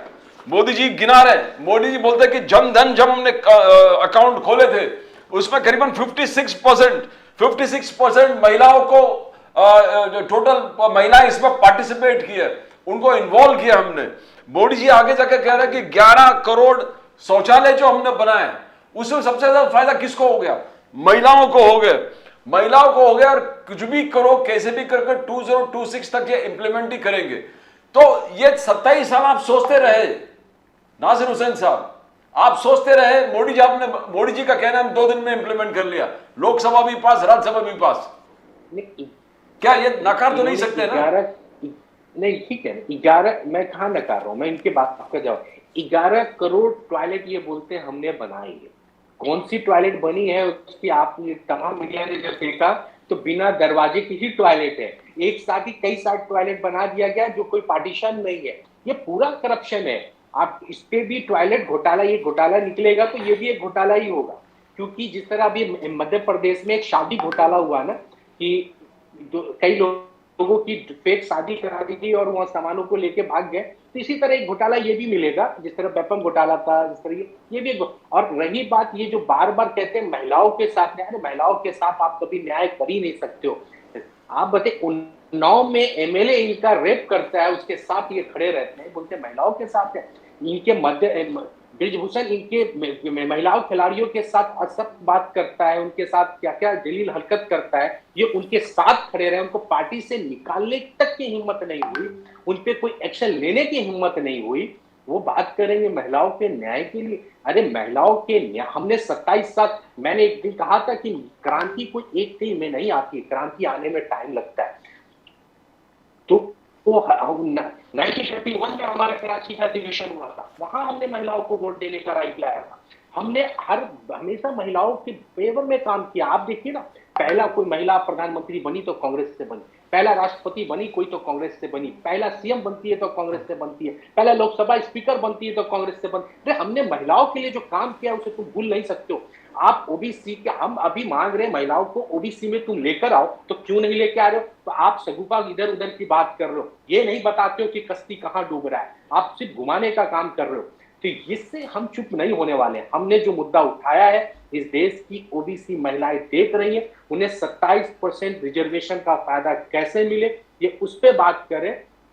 ये ना करें महिलाओं के लिए न्याय। ये महिलाओं के न्याय है कि आपने गैस सिलेंडर 1200 में जो आज बता रहा है कि जो एक बार सिलेंडर भराती है वो महिलाएं फिर दोबारा भराने की हिम्मत नहीं जुटा पाती है। ये महिलाओं के लिए आपने न्याय किया है। अरे एलआईसी का प्रीमियम जो आज देख लीजिए लोगों का लैप्स कर गया, 12 करोड़ लोगों का, वो क्यों लैप्स कर गया ये बताना चाहिए सरकार को कि महिलाएं क्यों लैप्स कर गई, कि वो प्रीमियम भरने का उनके पास पैसा नहीं है। सेविंग अकाउंट से लोग जो थोड़ा बहुत सेविंग उसको भी खत्म करके लोग अपने खाने में खत्म कर रहे हैं, दूसरी कोई खर्च नहीं, सिर्फ खाने और जीने में खत्म हो जा रही है। ये महिलाओं के लिए न्याय हो रही है? कौन सा महिलाओं का न्याय कर रहे हैं ये मुझे नहीं मालूम। ये भारतीय जनता पार्टी को, खास करके हमारे देश के प्रधानमंत्री को बोलना चाहिए। क्या महिलाओं की तकदीर बदल गई? क्या महिलाओं को मिल गया?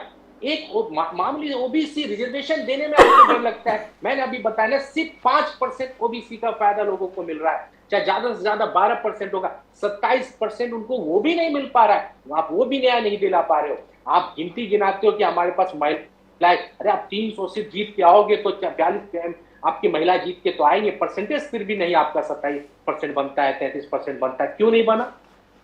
क्योंकि आप महिलाओं को देना नहीं चाहते। आप बताइए, इतने सारे स्टेट में इनकी सरकारें, कहां महिला सीएम है? आप बताइए। सीएम, इनको कुछ महिलाओं को न्याय नहीं करना है। जिससे क्वेश्चन करिए तो ये हिंदू और मुस्लिम और इनकी और उनकी बात करेंगे, सच्चाई पे ये बात नहीं करेंगे। और जो भी महिला मुख्यमंत्री रही उनको तो बाहर कर दिया गया। उमा भारती जी बनी थी मध्य प्रदेश की मुख्यमंत्री बनी थी। अच्छा नाम लिया। उमा भारती इनके खिलाफ खड़ी हो गई ओबीसी के। वो बोलती है मेरे लास्ट पे गुजरना पड़ेगा फिर भी मैं इसे लागू नहीं करने दूंगी। जी आप बताइए सुषमा, आप अभी अच्छा याद आ गया मुझे, ओबीसी आपने बात की महिलाओं के, तो महिलाओं के खिलाफ कौन खड़ा हुआ था? अटल बिहारी वाजपेयी खिलाफ नहीं थे इस बिल के? लाल कृष्ण आडवाणी खिलाफ नहीं थे इस बिल के?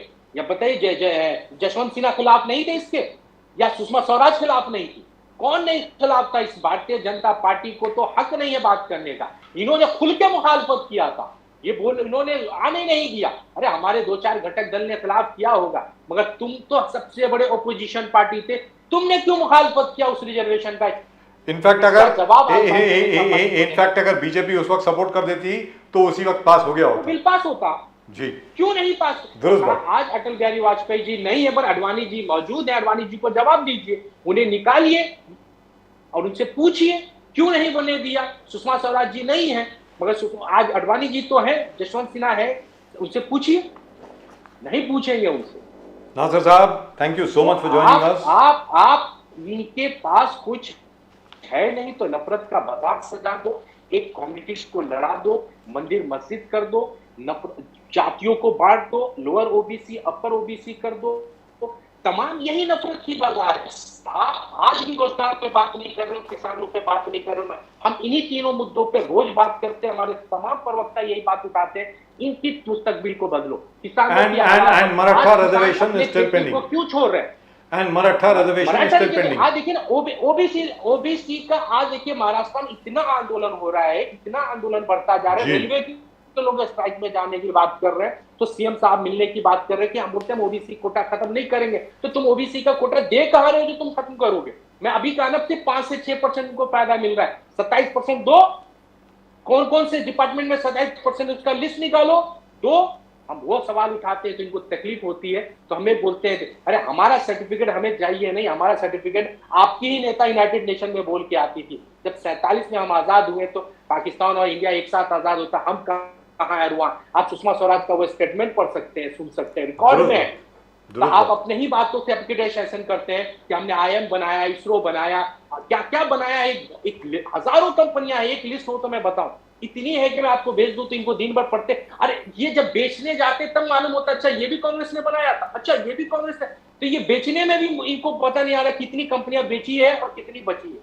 इतनी कंपनियां हमने बनाई है, तो ये एक भी आप देख लीजिए सरकारी कंपनी बनी क्या 2014 के बाद? एक बनी हो तो नाम बताइए, एक कंपनी का नाम नहीं बता सकते। कितनी सरकारी कंपनियां इन्होंने बनाई है, कितनी पब्लिकों की, या बैंक को, जितनी सरकारी बैंक उनको भी प्राइवेटाइजेशन की तरफ लेते का काम कर रहे हैं। वो नहीं हो रहा है तो उसको बेच दो, मर्ज कर दो। अरे क्या है, जब वो बैंकों के दरवाजा धन्ना सेठ के लिए थे तब इंदिरा जी ने उन गरीबों के लिए पूरे देश में बैंक का दरवाजा खोल डाला। आप बैंकों को भी लूटने का काम कर रहे हैं। Right, we'll talk about that later. Nasir साहब, आपसे बात करके मुझे बहुत मजा आता है, लेकिन अगली बार आपके साथ 1.5 घंटे का शो करना पड़ेगा सर, बहुत मजा आएगा, जबरदस्त। और वो लेकिन करेंगे जब आप हमारे ऑफिस में आएंगे, यहाँ बैठ करके हम चाय समोसा कॉफी पियेंगे, जी, थैंक यू सो मच। आप इनवाइट करें, मैं पक्का हूँ। अरे आइए, जब मर्जी आइए सर, सीख कबाब भी खिलाएंगे। चलिए आइए, थैंक यू, नमस्कार sir. Thank you sir, thank you, नमस्कार। Right, and I've just come to know, by the way, Pradeep ji, this is really and truly wonderful. In the Asian Games,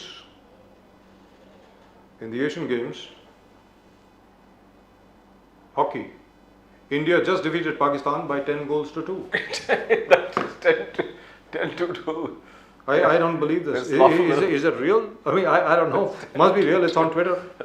Pakistanis are not playing in the field or what? They don't have the strength to run across. I don't know. 10 to 2. Maybe all of them are doped. I have no idea. I mean, I don't know. It says 10-2.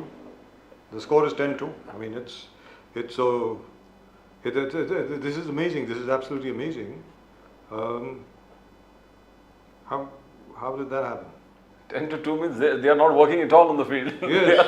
they are stationary, or they can't move at all, or probably Pakistan is going through some dire straits where Maybe they haven't eaten. for days. 10-2. Oh God, this is absolutely terrible. So our boys avenged the defeat of the 1982 Asiad, where we lost 6-1 to the Pakistanis. We've just defeated them 10 goals to 2. Right. And at the moment with us, from the NCP, we have Dr. Surena Malhotra. Surena ji, namaskar. Namaskar. Dr. Saab, कैसे हैं? Namaskar. That's fine. First of all, hearty congratulations to the hockey team. Yes. The 10-2, that's a great win. 10-2. I still don't believe it. Oh God. That's a great win. We need to be really proud about. So that's a very good news. And, Absolutely. And our squash boys have also won the gold medal. Again, we defeated Pakistan in the final. So That's great, that was that's kind of great. nice. So heartiest congratulations. India Yes. is going ahead in sports, at least. Fantastic. Really and truly And, fantastic. Belated happy birthday to you.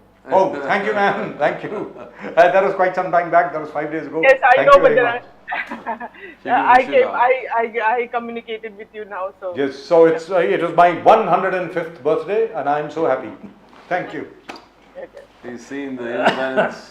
And by the For the way, imbalance. so now it is quite apparent, irrespective of anything else, whether Mr. Sharad Pawar goes and visits Gautam Adani or he doesn't, as Mr. Sharad Pawar has always said that, listen, we are not against any industrialist.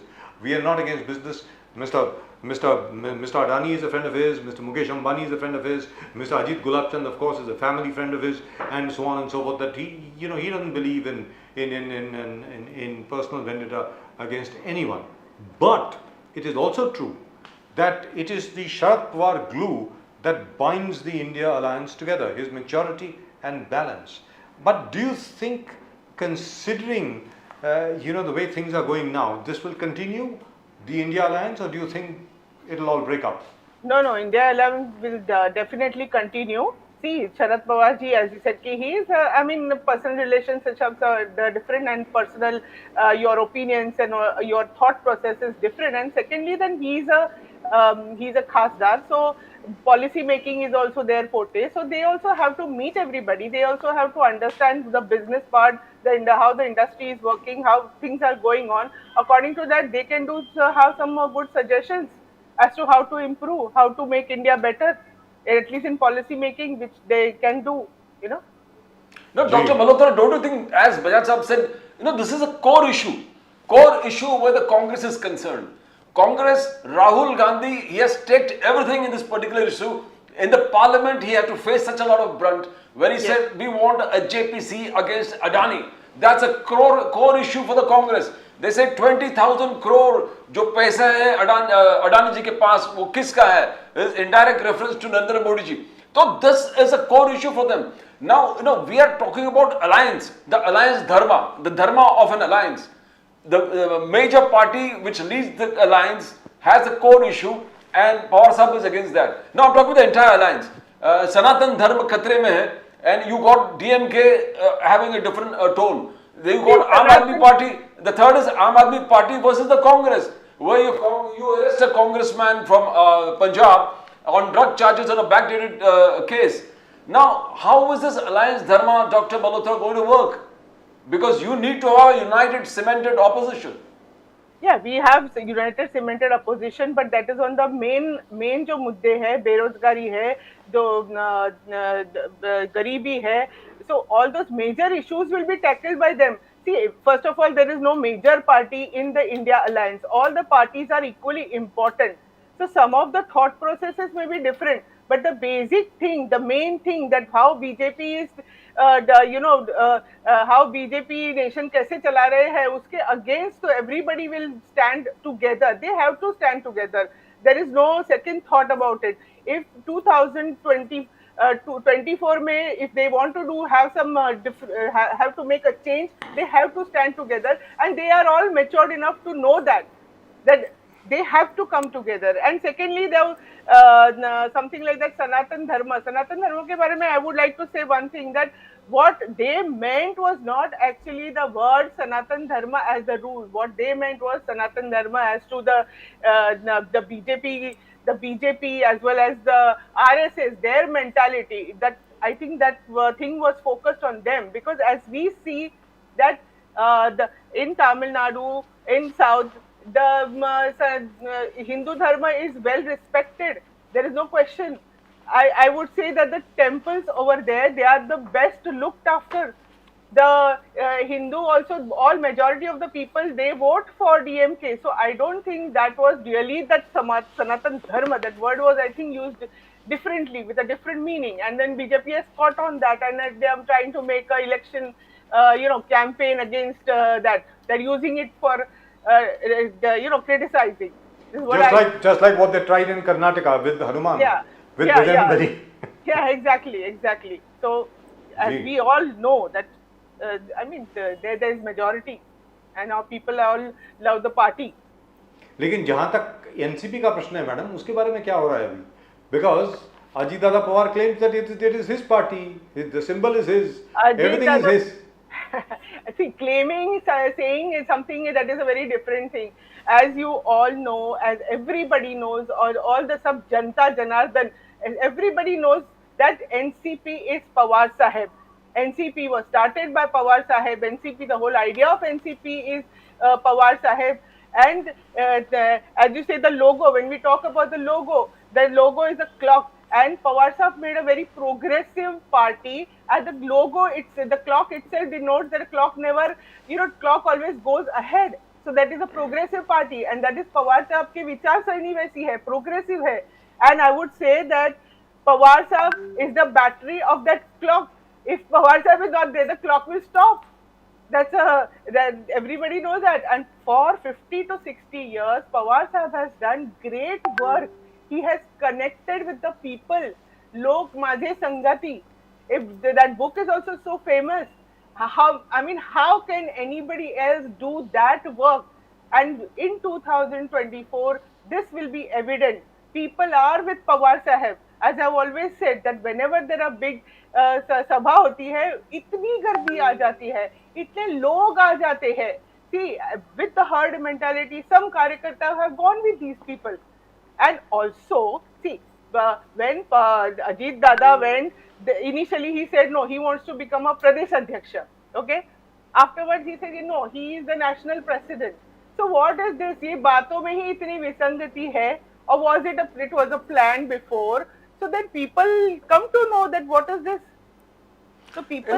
Dr. Malhotra, you are using what Ajit Pawar's statement once he talked when Raj Thakreji's Manse. He gave an example that Manse has only one MLA.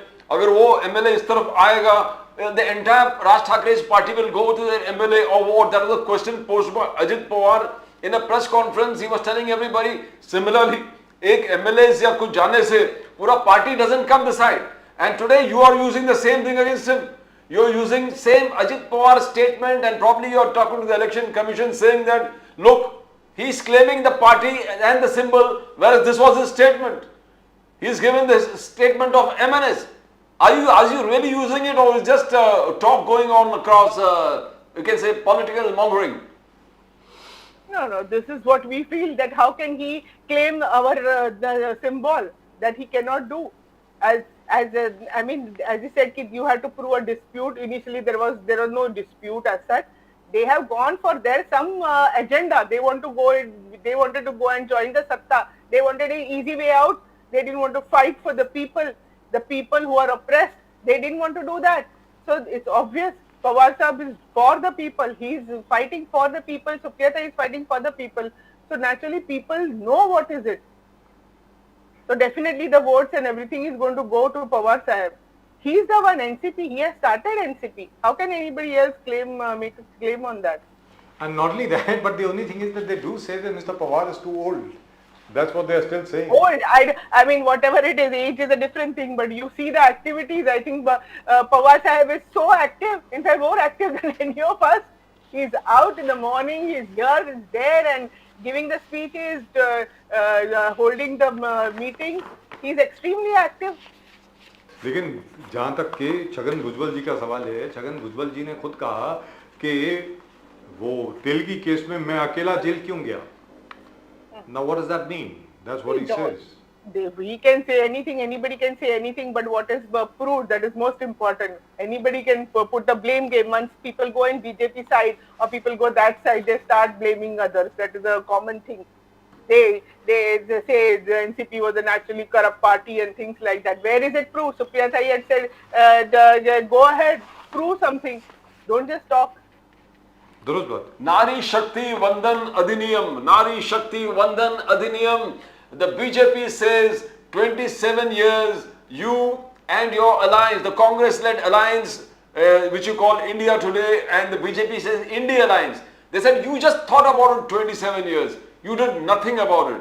आपने कुछ नहीं किया. आप सिर्फ बोलते रहे और देखिए मोदी साहब ने 2 दिन में लोकसभा और राज्यसभा में पास करके इसको अधिनियम बिल पास कर दिया. Now he says your lip service to women was just a lip service, but Modi ji has implemented and he has been continuously working for the upliftment of women, whether it's small things from Har Ghar Nal Se Jal, Shauchalay, Jan Dhan accounts. Modi ji has always done it for the woman. Now how can you also agree to this BJP's accusation that your love for women only lip service tha?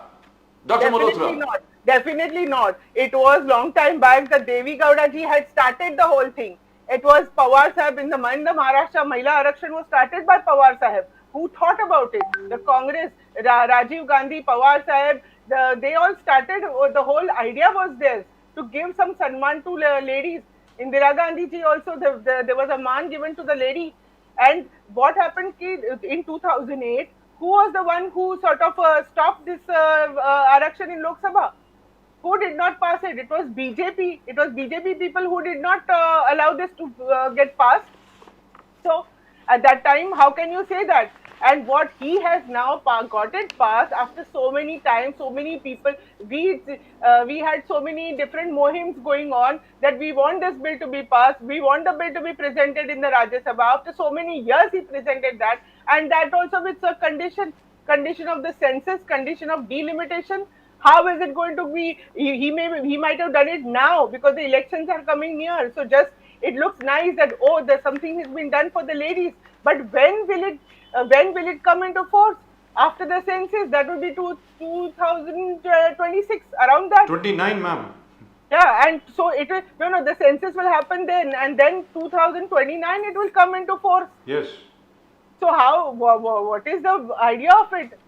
Okay, it has got passed, but then why? Notbandi was something which he could have done immediately. He did it immediately. Then why can't this be done?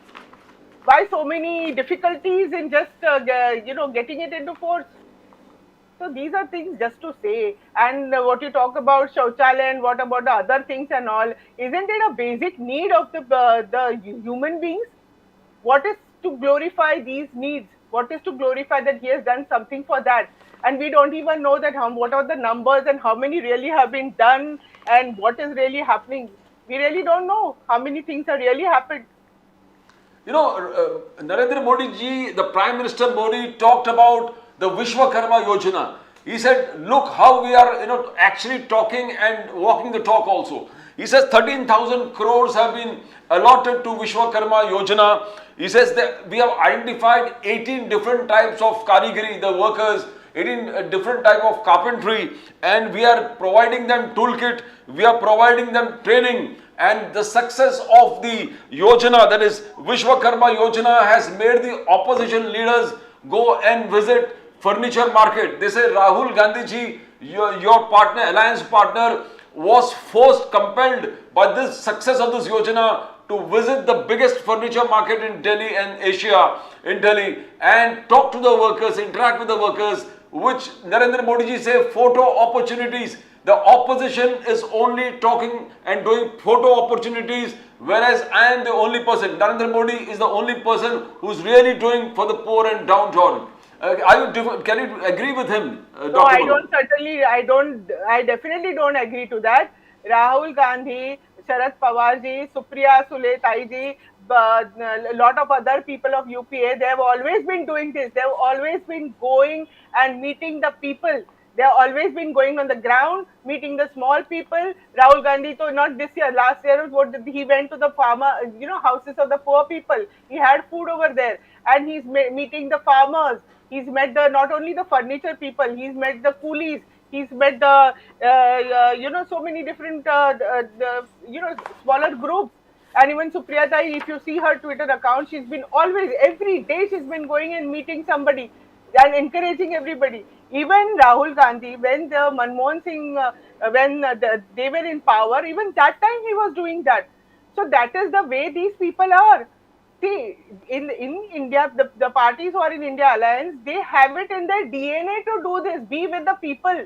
As I said earlier, Sharad Pawar ji, Lok Majya Sangati, these are people's, people's leaders. So they are bothered about how the people are, what are the people, जो लोगों का प्रश्न कौन से है, जनता के प्रश्न क्या है, तो वो सब जाके वहाँ बात करते हैं, वहाँ से वो पॉलिसी डिसाइड करते हैं. ये Modi ji has done it. He just makes a big start, makes a big show, big show that okay, something has been started, but how many of? लेकिन मैम अभी तक ऐसा है, डॉक्टर मल्होत्रा, डॉक्टर साहब अभी तक ऐसा है कि ये जो आप जिसको डिस्क्राइब कर रही हैं, जो इवेंट मैनेजमेंट है अपने बीजेपी की, अभी तक उसने काम किया है ना, मतलब एग्जैक्टली काम कहाँ किया है? जो दो इलेक्शंस हो गए, उसमें मैनिफेस्टो की लिस्ट जो है, आप वो मैनिफेस्टो की लिस्ट हाथ में लीजिए, उसको टिक करिए कि वो मैनिफेस्टो लिस्ट में से कितनी चीजें हो गई है. स्टार्ट तो बहुत हुई होगी, बट जो कंप्लीशन में हो गई है, एटलीस्ट ना तो कंप्लीशन नहीं, but at least it has progress somewhere. नहीं, वो जब उनसे वो बात करते हैं तो वो G20 की बात करते हैं, बाकी सब ऐसा तो नहीं है. देखिए साहब, ऐसा तो नहीं है कि आप ये नहीं कह सकते कि देश ने प्रोग्रेस नहीं करी है. GDP हैज ग्रोन, ऐसी बात नहीं है. We are now the 5th largest economy in the world. By next year, probably by April में, we will be the 4th largest economy. We would have overtaken Germany. ऐसी बात तो नहीं कि नहीं हुआ है, कुछ तो हुआ है. तो you must appreciate, as mister Sharad Pawar always says, you must appreciate wherever something good has happened. I agree. Unemployment is rampant, there is no doubt. Manufacturing has come down. जो small units हैं बेचारे जरा कम हो गए हैं, लेकिन in some areas we have grown. Wouldn't you agree, Dr. Malhotra? Yes, I agree. In some areas, that is the thing. In some areas, Yes. small little minuscule part of it we have grown. But what about the whole thing? What about the बेरोजगारी जो है?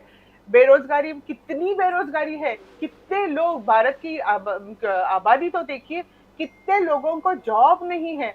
युवक को ऐसे ही युवक पड़े हैं, फिर जब चीजें हो जाती है तो उनका मन भटकता है, दूसरे कामों में लग जाते हैं. So all that has to be, country चलाने में the whole balance has to be there. Everything has to be thought about, not only one thing which progresses, So the whole balance has to be thought about, and that is not being taken away.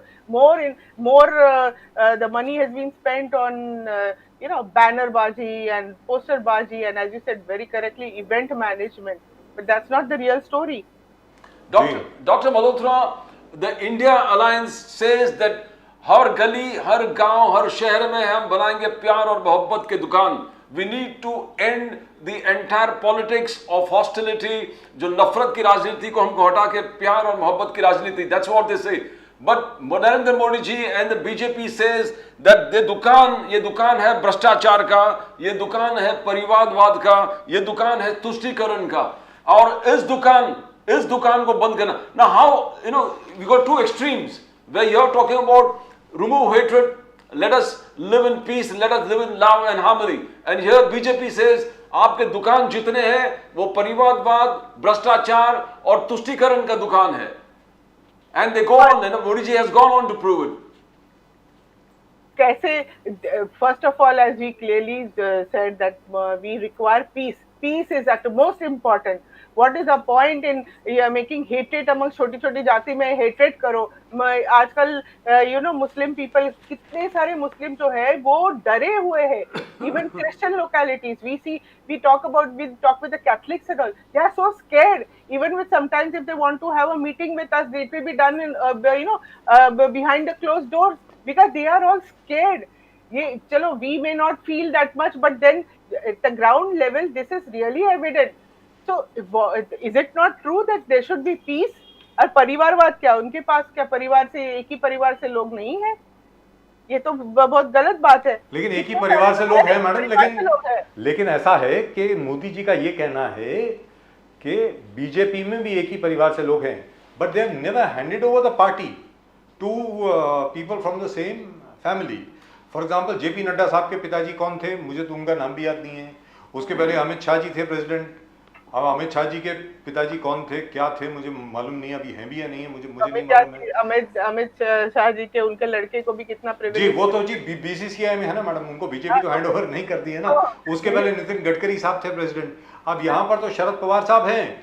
Sharad Pawar साहब की जगह पर एक जमाने में अजीत दादा पवार थे, अब सुप्रिया सुले हैं. और कांग्रेस का जहां तक सवाल है, सोनिया गांधी जी, अभी खड़गे जी, और एक ना एक दिन सबको मालूम है राहुल गांधी जी will take over, which is correct also. I mean, people love him. He is doing the right thing. He is quite capable. Bharat जोड़ो यात्रा को आपने देखा, कितना अच्छा लोगों ने उसको रिस्पॉन्स मिला. कोई इसमें कोई दो राय नहीं. Correct. सुप्रिया सुले ताई जी also she has her own capabilities. उनको संसद रत्न कितने बार तो अवार्ड में ये मिला है, संसद रत्न का खिताब मिला हुआ है. So they may have coming from the same family, maybe political background में हो तो ज़्यादा समझ सीख मिलती है, but that doesn't mean कि it is like they are not capable and just because of the father or the mother that they are doing. No, that's absolutely wrong. Both of them are absolutely capable, very capable. Supriya ताई तो मतलब इतना, आप उनके भाषण सुनिए, आप इनके आर्ग्यूमेंट सुनिए, इतना she is a very intelligent lady. कितने इंटेलिजेंटली सब हैंडल करते हैं. तो ये कहाँ से आता है? ये तो जी दुरुस्त बात. At the end of the day, that argument really doesn't wash because finally it is the people who have to elect you. आप जिस मर्जी को बना दीजिए, जो मर्जी हो. अब भाई अगर लोग आपको वोट देंगे तो भले आप जिस मर्जी के बेटे हो, बेटी हो, जो मर्जी हो, मतलब आखिर में लोगों को people want you, people think that you can solve things. That's right. They are giving you the votes. Yes.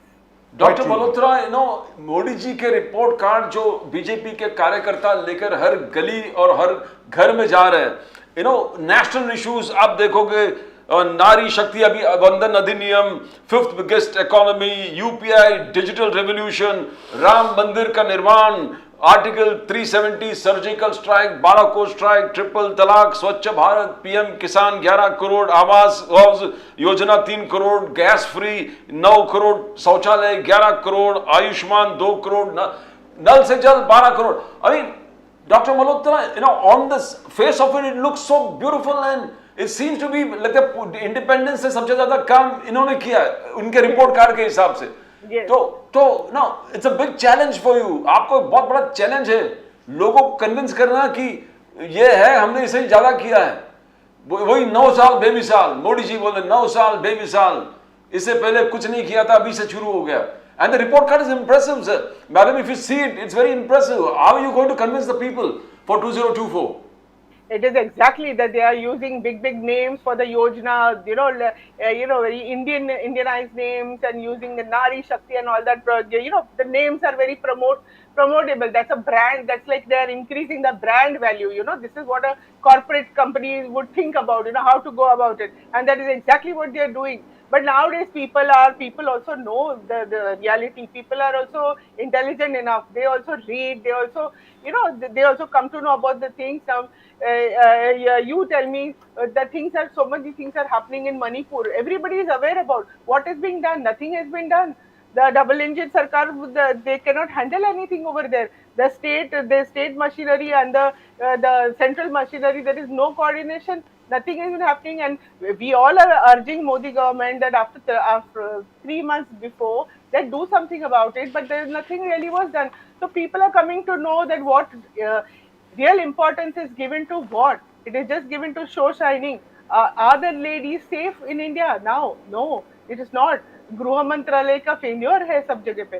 So all these things people know. तो चलते चलते मैम सुरेना मल्होत्रा जी, चलते चलते क्योंकि आपकी जो पकड़ है महाराष्ट्र पॉलिटिक्स पे बहुत जबरदस्त है कि ये जो मराठा रिजर्वेशन, मराठा आरक्षण जो हमारे मित्र आदरणीय सम्मानीय एकनाथ शिंदे साहब, देवेंद्र फडणवीस साहब और चलते चलते मतलब साइडवेज में, वो पूरी तरह तो नहीं बोला उन्होंने, अजीत दादा पवार साहब, इन्होंने जो प्रॉमिस किया है क्या वो होगा, या मतलब अभी तो 1 महीना खत्म हो गया है जहाँ तक मेरा ख्याल है, मंडे को खत्म हो जाएगा, फिर क्या होने वाला है वहाँ पे? They were in such a hurry to form the government. सब लोग इतने उतावले थे to form the government, and then but you can understand that इतना उनके अभी जो चल रहा है वहाँ पे इतने मराठा लोगों ने स्ट्राइक किया, मराठा लोग असंतुष्ट थे. ये बात जब महाविकास आघाड़ी थी तब ये देखा गया था का? No, there was no strike at that time. The people's problems were being addressed. There was a strike, madam. There was a transport strike. Yeah, that's the one different thing. I'm talking about the Maratha आरक्षण. नहीं, so caste based आरक्षण के ऊपर कोई strike नहीं था. There was all there was बातें अच्छी तरह से हो रही थी. तो यही तो बात है, बातें अच्छी तरह से होनी चाहिए. Now the ball is in their court. They have to find the solution. वो है सेंट्रल एजेंसी है. They have to sit down. 3 triple Indian सरकार है, तो they have to think about जो सबको सेटिस्फाई. लेकिन 1 महीने का तो वक्त हो गया ना. तो 1 महीने का तो वक्त हो गया, अभी 10 दिन रह गए शायद. 10 दिन नहीं, I think it will be over on the 1st of October, शायद 1st अक्टूबर के आसपास शायद. हाँ. जान तक मेरे को वी विल वॉच, एंड हमारा काम है देखना और उस पे देखना कि कैसे बराबर हो रहा है कि नहीं. आई होप किसी के दूसरे लोगों के आरक्षण में वो मतलब ये नहीं हुए. तो वो तो हर जगह पे वो ओबीसी जितने भी संगठन हैं, ओबीसी संगठन जितने भी हैं और नॉन कुनबी और कुनबी दोनों संगठन जो हैं, सारे संगठन जो हैं आज की तारीख में they are attacking, they are saying that what is going on. ये क्या है? और जैसे दांगड़ समाज जो है, दांगड़ समाज के ही जो क्या नाम है उनका, प्रदीप जी, पडालकर साहब, पडालकर जी जो है, उनको भी आश्वासन दिया है. वो खुद ही अटैक कर रहे हैं अजीत दादा पवार को. वो कहते हैं कि ये तो क्या है, पता नहीं क्या भेड़िया पता नहीं क्या कुछ कहा है उन्होंने. सबको आश्वासन दे दिए हैं और कहा कि they will no injustice to anybody, no injustice to any समाज. But he says 3.5% जो दांगड़ समाज के पास है, that is injustice to the दांगड़ community. He says it should be at least 8%. तो और वो तो बीजेपी के. In fact, then what about the minority? Minority also should be getting something. वो तो भाई वो तो मंडल के हिसाब से शरद पवार जी ने दिया था, मुझे याद है 5% Exactly. शरद पवार जी ने आई थिंक 76 वगैरह में कभी बहुत टाइम पहले उन्होंने कर लिया था. अभी देखते हैं ये कैसे सॉल्व करते. इतने सारे so called intelligent heads है. Let's see what happens. Right. Thank you so much, ma'am. Thank you very much. And once again, lovely day today. India has won a couple of other gold medals as well. We have won a gold medal in squash, and we have also won a gold medal, by the way, let me tell you right now, in mixed doubles. That old man, what's his name? Ron Bopana. Yes. At the age of 38 or 40, he's still playing. He's just won the gold medal in the mixed doubles in tennis, which is fantastic. Congratulations. Thank you very much, ma'am. Thank you very much. Great pleasure talking to you. Namaskar, ma'am. Vande Mataram. Thank you. And at the moment with us,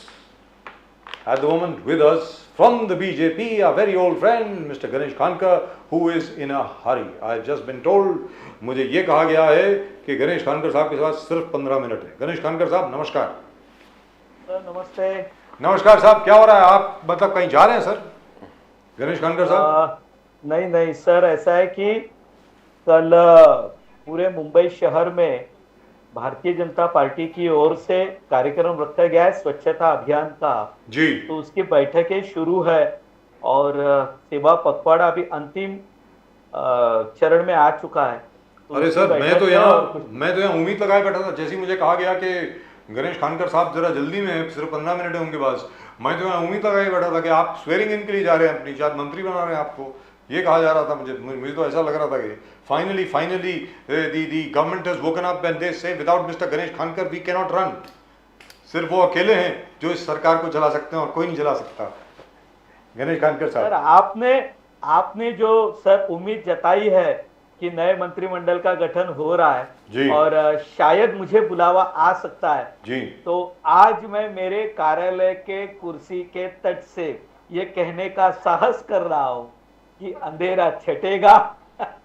जी, बिल्कुल बिल्कुल बिल्कुल, और इस रात की सुबह होगी। Yes yes yes yes sir, इस रात की सुबह होगी सर, इसमें कोई दो राय नहीं है। सर आपका आशीर्वाद बना रहे। गणेश खानकर साहब, एक चीज तो पक्की है, नरेंद्र मोदी जी ने दिखा दिया भारत की ताकत क्या है। अब तो कनाडा के प्रधानमंत्री जो है पियर ट्रूडो तो उनके बाप थे, जस्टिन ट्रूडो, उनका जो लहजा है वो भी जरा बदल गया है थोड़ा सा। उन्होंने कहा कि भाई भारत जैसी बढ़ती हुई ताकत के साथ हम लड़ाई नहीं लेना चाहते, we don't want to provoke India. लेकिन आप ये बताएं सर, मैं आपसे पूछना चाहता हूँ, कहते हैं फ्रीडम ऑफ एक्सप्रेशन कि साहब हमें आज़ादी है बोलचाल की, कनाडा में हिंदुओं को मारने की आज़ादी है। इंडियन कॉन्सुलेट के जो हमारे कर्मचारी हैं उनको मारने की आज़ादी है। वो ऐलान करते हैं, पोस्टर लगाते हैं, $5,000 $50,000 इसको मार दीजिए। ये क्या है? ये तो पहली बार देखा गया है। गणेश खानकर साहब सर, आपने जो बात कही, कल से कनाडा के थोड़े से तेवर में चेंजेस आए हैं, उनकी लैंग्वेज थोड़ी सी चेंज हुई है, क्योंकि इस विषय में पूरी दुनिया में कनाडा की किरकिरी हुई है। अभिनंदन करना चाहिए एस जयशंकर जी का, जिन्होंने यूनो के स्टेज पर जिस गंभीरता से और जिस कॉन्फिडेंस से ये बात रखी दुनिया के सामने, दुनिया ने उसे गंभीरता से सुना। दूसरी बात ऐसा है कि देखिए, कोई भी देश अपनी जमीन को दूसरे देश के विषयों के मामले में इस्तेमाल करने की अनुमति नहीं देता। दुनिया में ऐसी एक ही जगह है, वो है पाकिस्तान। पाकिस्तान में सारी बातें चलती है। आज पाकिस्तान की क्या स्थिति है हम देख रहे हैं। नरेंद्र मोदी जी, प्रधानमंत्री जी के स्ट्रेटेजिक मूव के कारण आज पूरी दुनिया में पाकिस्तान अलग थलग अकेला पड़ चुका है। कनाडा के लिए भी ये उतना आसान नहीं है। भले मैंने मान लिया कि 7% आबादी इफेक्ट कर सकती है इन सारी बातों के कारण, जो सब बाहर से लोग आकर वहां बस रहे, या कुछ सिख जो है, जो ट्रूडो के पिताजी के समय से लेकर उनको सपोर्ट करते आ रहे हैं। लेकिन इसी वजह से पूरी दुनिया में जस्टिन ट्रूडो अलग थलग पड़ते दिखाई दे रहे थे। अब उसमें एक बात और आ गई है। देखिए, जब ये शुरुआती घटनाएं हुई, तभी कनाडा ने यदि इनके प्रति सख्त रवैया अपनाया होता तो ये स्थिति नहीं आती। अगर इस मामले में पहली बार जब भारत ने चेतावनी दी थी, उस समय उस पर कोई प्रतिक्रिया कनाडा देता और अलगाववादी ताकतों को समझाता या उन पर कानूनी कार्रवाई करता, तो ये सारी बातचीत कभी नहीं होती। आज जो हो रहा है वो इसलिए हो रहा है कि फ्रीडम ऑफ स्पीच के नाम पर हम दूसरे देशों की स्वतंत्रता पर हम आक्षेप लेना प्रारंभ कर रहे हैं। और मुझे जो लगता है कि this is an over confidence जो आज उन खालिस्तानियों के बीच में आ चुका है, उसके कारण ये हो रहा है। यदि कनाडा ने इस विषय पर गंभीरता से कदम नहीं उठाए, तो मुझे लगता है कि देखिए, भारत की आज अपनी साख है, भारत की अपनी ताकत है। इसका नतीजा कनाडा की गवर्नमेंट को तो बड़े पैमाने पर उठाना ही पड़ेगा। खानकर साहब, यहाँ पर एक छोटी सी बात मैं आपके सामने रखता हूँ। छोटी सी बात, it could be A coincidence, और ये मेरा खुद का विश्लेषण है। हाल ही में ये मामला शुरू हुआ है 1-1.5 महीने पहले, ठीक है सर। 2 महीने पहले IMF ने पाकिस्तान को पहली इंस्टॉलमेंट दी उनके लोन की। सर, सुनने वाली बात है, पाकिस्तान वाज कंप्लीटली बैंकक्रप्ट, उनके पास एक पैसा नहीं था। उनके पास IMF के थोड़े बहुत पैसे आए और सडनली ये खालिस्तान मूवमेंट कनाडा में, देखिए साहब, भारत में कोई खालिस्तान मूवमेंट नहीं है। खालिस्तान मूवमेंट जो है वो कनाडा में है। मुझे लगता है अगर कभी खालिस्तान बनेगा तो कनाडा में ही बनेगा।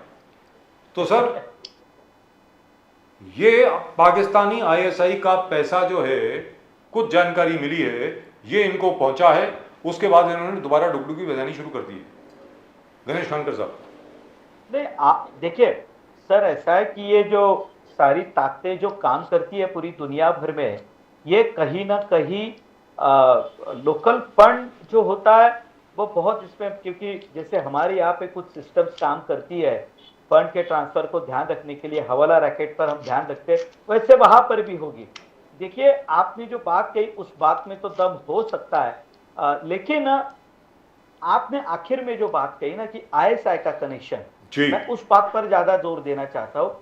देखिए ऐसा है कि आपने जो आईएमएफ की बात कही, तो आईएमएफ की बात आईएसआई के साथ जुड़ना मैं उतना उसको गंभीरता से नहीं लेता, वो बात हो सकती है, लेकिन ये जो ड्रग्स के सारे व्यापार है और पंजाब में जो सारे जो बातें चलती है, यानी आज पंजाब की क्या स्थिति है वो आप जानते हैं। वहां पे कबड्डी लीग से लेके सारे रेस्टोरेंट्स और बार में जो कुछ अवैध गतिविधियां होती है उनसे भी इन सारे लोगों को आज पैसा जा रहा है। मुझे लगता है कि ये आईएमएफ का जो विषय आपने बताया वो तो बात सही है, लेकिन यह जो सारा कनेक्शन है इस पे भी हमें ध्यान रखना चाहिए, ऐसा मुझे लगता है। लेकिन आपने जो बात कही ये बात बड़ी गंभीर है और मुझे लगता है कि आने वाले दिनों में यदि ये बात सही साबित हुई तो आईएमएफ पर भी बहुत बड़े सवाल उठाए जाएंगे। नहीं sir, IMF will just cancel their loan because the IMF does not know. They have given it for development purposes, but these guys have got the money. पैसा इनके पास आ गया है, तो वहां से इनका पहला काम यही होता है साइफन ऑफ कर दो इस तरफ। That's what usually happens. Pradeep ji, ऐसा है कि पाकिस्तान ने यदि इन सारी बातों को गंभीरता से लिया होता तो सर पाकिस्तान भले हमसे पीछे रह जाता, लेकिन आज वहां के 2 वक्त की रोटी के लिए जिस तरह से आम आदमी भटक रहा है, बच्चे भूखे हैं, यह स्थिति पाकिस्तान की नहीं आती। But by the way congratulations Ganesh Khankar ji, अभी आधा घंटा पहले खबर आई है इंडिया और पाकिस्तान का पूल ए में हॉकी का मैच था एशियन गेम में। India just defeated Pakistan by 10 goals to 2, 10-2 से पाकिस्तान को हराया गया। जी प्रदीप जी। संकल्प सप्ताह नरेंद्र मोदी जी बोले सबके आकांक्षाएं और सबका विश्वास। मोदी साहब विश्वकर्मा योजना का सक्सेस बीजेपी गिना रहा है कि 18 डिफरेंट कारीगरी को आइडेंटिफाई किया, उनको ट्रेनिंग दे रहे हैं, उनको टूल किट्स दे रहे हैं and 13,000 crore has been earmarked. Ganesh Khankar साहब बीजेपी आपका कहना आपका जैसे, मगर राहुल गांधी जी का जो विजिट है फर्नीचर मार्केट पे, वही विश्वकर्मा से जुड़े हुए लोगों से मिलना, फर्नीचर वर्कर्स से मिलना, राहुल गांधी जी और कांग्रेस का कहना है कि हम we are trying to understand the problems and plights of the carpenter community। Vishwakarma जितने समाज के लोग हैं उनसे मिलके उनके दुख दर्द को समझने का कोशिश राहुल गांधी जी कर रहे हैं। But BJP and prime minister Modi calls it photoshoot opportunities, photo opportunities, और इनके दिल में इसको जरा कैसे देखते हैं खानकर साहब, how do you see it as a spokesperson? देखिए सर ऐसा है ना कि इससे पहले हमने जो सारे रास्ते पर धंधे करने वाले उनके लिए भी हमने पीएम स्वनिधि योजना लाई थी। उन्हें भी 10-10 हजार रुपए के कर्जे दिए थे और ये देते समय कहा था कि यदि आपने इसे निश्चित समय में ईमानदारी से लौटाया तो इससे भी आपको बड़ा कर्जा मिलेगा ताकि आप अपने उद्योग को ठीक तरीके से चला सके। देखिए ऐसा है कि विश्वकर्मा योजना लाने के पीछे जो बड़ा उद्देश्य यह था कि जो छोटे छोटे कारीगर है जो कुछ अपने दम पर नया कुछ करना चाहते हैं या जिन्हें आगे बढ़ने के लिए कहीं ना कहीं थोड़ा सा धक्का देने की आवश्यकता थी, उनके लिए प्रधानमंत्री नरेंद्र मोदी जी ने योजना लाई है। देखिए अब मोदी जी के काम करने की पद्धति को थोड़ा सा सर समझना पड़ेगा। मोदी जी ने कभी भी किसी भी योजना को केवल लोकप्रियता के लिए नहीं लाया है, वे सीधा जनता से जुड़ते हैं। आज जो कारीगर समझो प्रशिक्षण लेने के बाद में यदि 1 लाख रुपए का ऋण लेता है और यदि 1 लाख रुपए का ऋण वो चुका देता है तो सर उसको फिर 2 लाख रुपए मिलेंगे। वो 2 लाख रुपए का ऋण चुकाएगा उसे और 4 लाख रुपए मिलेंगे। देखिए ऐसा है, 2 बातें इसमें मोदी जी ने बताने की कोशिश की है कि हाँ हम आपको हाथ देना चाहते हैं, आइए आगे बढ़िए। दूसरी बात, ईमानदारी से यदि आप काम करेंगे तो उसी ईमानदारी के लिए आपने जो मेहनत की है उसका 2 गुना हम आपको फिर से वापस देंगे। देखिए सर, आपने मुझे जब राहुल गांधी जी का उदाहरण दिया तो राहुल गांधी जी जा रहे, लोगों की समस्याएं सुन रहे, उनसे बात कर रहे। सर ये राहुल गांधी जी यदि कर रहे तो मुझे ऐसा लगता है कि देश के विपक्ष को अब डेवलपमेंट के काम में थोड़ी सी रुचि लग रही है, इससे अच्छा और कुछ नहीं होगा। I take it very positively. Rahul Gandhi ji हर बार नरेंद्र मोदी जी के बारे में गलत फहमियां फैलाकर, यानी आज तक की कांग्रेस की राजनीति ये सिर्फ विरोध के लिए विरोध ही रही है। यदि विश्वकर्मा योजना प्रारंभ होने से पहले यदि राहुल गांधी विश्वकर्मा समाज फर्नीचर वालों से मिलने जाते तो मैं ये समझ सकता था कि नहीं, समाज के हर वर्ग से वो मिलने के लिए जा रहे। लेकिन जब ये योजना का प्रारंभ हुआ उसके बाद वो मिलने के लिए जाते हैं तो ध्यान में आता है कि राहुल जी, अब ये विश्वकर्मा योजना प्रारंभ होने के बाद ही आपको ऐसा लगा कि समाज के इन वर्गों से मिलना चाहिए? क्या इससे पहले कभी राहुल गांधी मिले थे क्या? तो नहीं मिले थे। तो हमें इस बात का कोई मलाल नहीं है। राहुल गांधी जी अपना काम करते रहेंगे, हम अपना काम करते रहेंगे। लेकिन सर, एक बात को आपको समझना होगा, जब प्रधानमंत्री जी ने स्वनिधि योजना दी, जो रोड पर रास्ते पर ठेला लगाता है, केला बेचता है, जो दिन में 1000-2000 रुपए का कई सामान लाता है उसे बेचता है, 2000 के बदले वो 2500 रुपए घर लेकर जाता है, 3000 रुपए घर लेकर जाता है। सर, जो रोज 5-6 हजार रुपए की खरीदारी कर कर रोज शाम को अपने पैसे घर लेकर जाता था, उसे हमने 10,000 रुपए का बिना गारंटी का उन्हें हमने ऋण दे दिया। अब ये छोटे कारीगर जो है, जो अपना काम यदि शुरुआत करना चाहते हैं तो सर, कोरोना से बाहर आने के बाद यदि 5-50 हजार रुपए के उसे मशीनरी चाहिए होगी, कोई टूल्स किट चाहिए होगी, तो उसके पास आज वो परिस्थिति नहीं थी, आज वो खरीद सकता है और ये ऋण उसे सर बिना गारंटी के मिलने वाला है। सर थोड़ा सोचिए ना सर, यदि रास्ते पर काम करने वाले किसी छोटे से नाई को कोई 1 लाख रुपए का ऋण मिलता है तो क्या वो अपनी दुकान खोलकर वहां पर अपना काम नहीं करेगा? सर, छोटा सा कारपेंटर जो रास्ते पर बैठकर रोज सवेरे राह देखता है किसी की कि कोई तो बुलाए और घर की कुंडी लगाने के लिए मुझे घर ले जाए, यदि उसे ऋण मिलेगा 1 लाख रुपए का तो अपनी दुकान खोलकर बैठेगा, वहां सामान बनाएगा, शान से बेचेगा। सर, ये हम परिवर्तन लाना चाहते हैं। गणेश जी, विश्वास है, जनता पर विश्वास है सर हमें। सेकेंड थिंग, आज सब जगह आपने जिस प्रकार से कहा कि BJP is saying that 27 years नारी शक्ति वंदन अधिनियम जो आपने 2 दिन में लागू किया, 27 साल से Congress and Congress led alliance were just thinking about it, सोचते रहे। मोदी साहब ने 2 दिन में लोकसभा राज्यसभा क्लियर करके इसको बिल बना के नारी शक्ति को अपलिफ्टमेंट दिया, सोशल एम्पावरमेंट किया। राहुल गांधी जी जिस प्रकार से आज पूरे सब सोशल मीडिया में छाया हुआ है कि राहुल गांधी जी बोले cast census to social justice, caste census आपको करना पड़ेगा, आपको सोशल जस्टिस वुमन को प्रोवाइड करने के लिए, जाति जनगणना, राहुल गांधी जी का कहना। और जब भी राहुल गांधी जी बोलते हैं कि मैं ये मुद्दा उठाता हूं तो बीजेपी डाइवर्ट करते हैं, टॉपिक डाइवर्ट करते हैं टुवर्ड्स हिंदू मुस्लिम, टुवर्ड्स नफरत के राजनीति, टुवर्ड्स ऑल दिस। तो why he says, why is mister Modi, prime minister Modi ji क्यों इसको इनकॉर्पोरेट नहीं कर रहा है, caste census to social justice? Khankar साहब, देखिए ऐसा है कि मुझे यानी कभी कभी राहुल गांधी जी के जो सारे थिंक टैंक के लोग हैं, कभी कभी मुझे उन पर तरस आता है।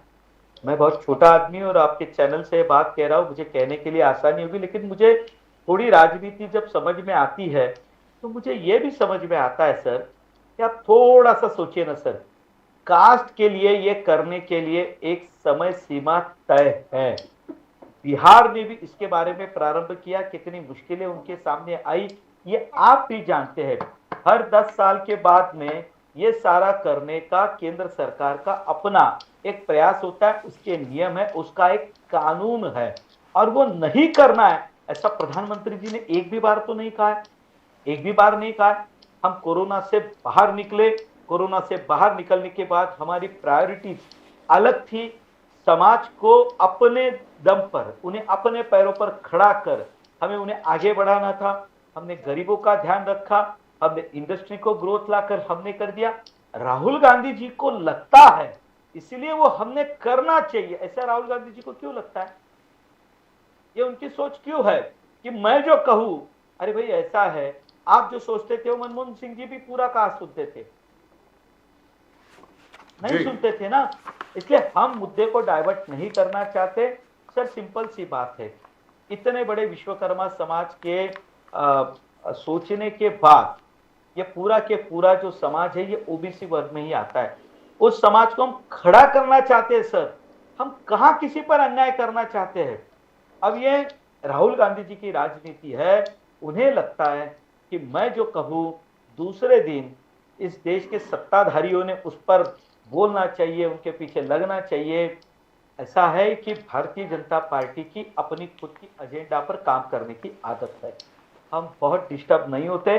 और कम से कम ये वो समय नहीं है सर कि वह संसद में कपिल सिब्बल और उनके समक्ष कुछ बड़े नेता जो मुद्दों पर तथ्यों को लेकर बात करें। सर इनके पास कोई व्यक्ति नहीं है। अधीर रंजन चौधरी जी को मौका दिया प्रधानमंत्री जी ने, सर उन्होंने जिस तरह की भाषा का प्रयोग किया, इनके लिए संसद में बात कौन करेगा। इन्होंने प्रधानमंत्री जी के बारे में सारे भाषण किए और जब प्रधानमंत्री बोलने के लिए खड़े हो गए तो सारी की सारी कांग्रेस पार्टी संसद से उठकर चली गई। माफ कीजिए, मैंने ये कहना अच्छा नहीं, वो संसद से भाग गई। तो सर क्या ये बता दें, प्रधानमंत्री जी चलते का हम चलते भाषण नहीं सुन सकते थे? क्या हम प्रधानमंत्री जी का सामना नहीं कर सकते थे? But that was terrible. संसदीय लोग ये करना चाहिए। Sir walking out of parliament is not a thing, that's terrible. आप खुद बोल रहे हैं कि नरेंद्र मोदी जी को बोलना चाहिए और आप खुद वॉकआउट कर रहे हैं। चलते चलते, I know you have to go, आप बार बार अपनी घड़ी को देख रहे हैं। सर ये मणिपुर का जो मसला है ये कब खत्म होगा सर? अभी तक दिस इज वेरी डिस्टर्बिंग, बहुत डिस्टर्बिंग है ये कि अभी तक वहां पर नॉर्मलसी नहीं आई है, समानता वहां पर नहीं आई है। सर क्या कर रहे हैं उसके बारे में? ऐसा है कि 2 दिन पहले जो घटनाएं हुई है और जो विद्यार्थियों का विषय आया स्टूडेंट्स का, वो सुनने के बाद तो सर यानी हम भी आश्चर्यचकित है। आप जो बात कह रहे हैं, बीच के दिनों में संसद पार्लियामेंट में उस पर चर्चा होने के बाद बहुत हद तक उसमें शांति आई थी, बहुत हद तक ये सारे कंट्रोल में आ चुका है, ऐसी मानसिकता बनी थी, उस तरह की सारी न्यूज भी आ रही थी। लेकिन गत 2 दिनों से जो सारी न्यूज आ रही है वो मुझे लगता है कि हम सबको चिंता में डालने वाली है। लेकिन मुझे जो लग रहा है अभी कि इस पर केंद्र सरकार ने गंभीरता से, बाहर से कोई स्टेटमेंट आए ये सारा बंद कर दिया है सर। अब मणिपुर के बारे में देश के भीतर की बात सुनेंगे तो अब इस पर कोई चर्चा विमर्श अब कम हुआ है, क्योंकि विरोधी पार्टी ने जिस तरह से इस मुद्दे को उठाकर पूरी दुनिया को बताने की कोशिश की थी, बावजूद उसके किसी ने मणिपुर के विषय में उतना ध्यान नहीं दिया। लेकिन यहाँ पर, सॉरी सर आपको इंटरप्ट कर रहा हूँ, सॉरी देखिए, जो विद्यार्थी सड़क पर आए वो इसलिए सड़क पर आए क्योंकि 8 जुलाई का कोई वीडियो था, 8 जुलाई का कोई वीडियो था जो दोबारा रिलीज किया गया, जिसपे 2 मिताई विद्यार्थियों को मतलब दिखाया गया है उस टेप के अंदर कि उनकी मौत हुई है। सो ये ओल्ड वीडियोस जो हैं ये बार बार जो सरफेस कर रहे हैं, मुझे लगता है सरकार को इसके बारे में तफ्तीश करनी चाहिए। ये कौन सा ग्रुप है जो बार बार इस तरीके से वहां की आग को बुझने नहीं दे रहा? गणेश कानकर साहब। नहीं, बिल्कुल बिल्कुल सही सर। ये ऐसा है कि संसद शुरू होने से 2 दिन पहले महिला का वीडियो दिखाया जाता है, कोई G20 होने से पहले कोई और एक वीडियो लाया जाता है। देखिए ये पूरी तरह से तय करके अपनी केंद्र सरकार को बदनाम करने की कोशिश हो रही है। जो कोई तत्व इसमें होंगे, उसमें देखिए ऐसा है कि हम जो बात मान रहे थे, बीच में भी हमने इस पर चर्चा की थी कि G20 के सक्सेस के कारण पूरी तरह से डिस्टर्ब है तो चाइना है, पूरी तरह से डिस्टर्ब है तो पाकिस्तान। जो बेल्ट है, जो हमें बार बार डिस्टर्ब करने की कोशिश करने के बावजूद भी उनके हाथ में कुछ लग नहीं रहा था, ये उनके लिए तो इससे बड़े शर्म की बात नहीं थी कि पूरी दुनिया ने अब भारत की बात को मान लिया है, भारत की प्रतिमा एक विश्व गुरु के नाते आगे बढ़ रही है। ये आपने जो आखिर में जो बात कही ना, ये वीडियो ये तय करके बार बार कुछ समय के बाद रिलीज किए जा रहे।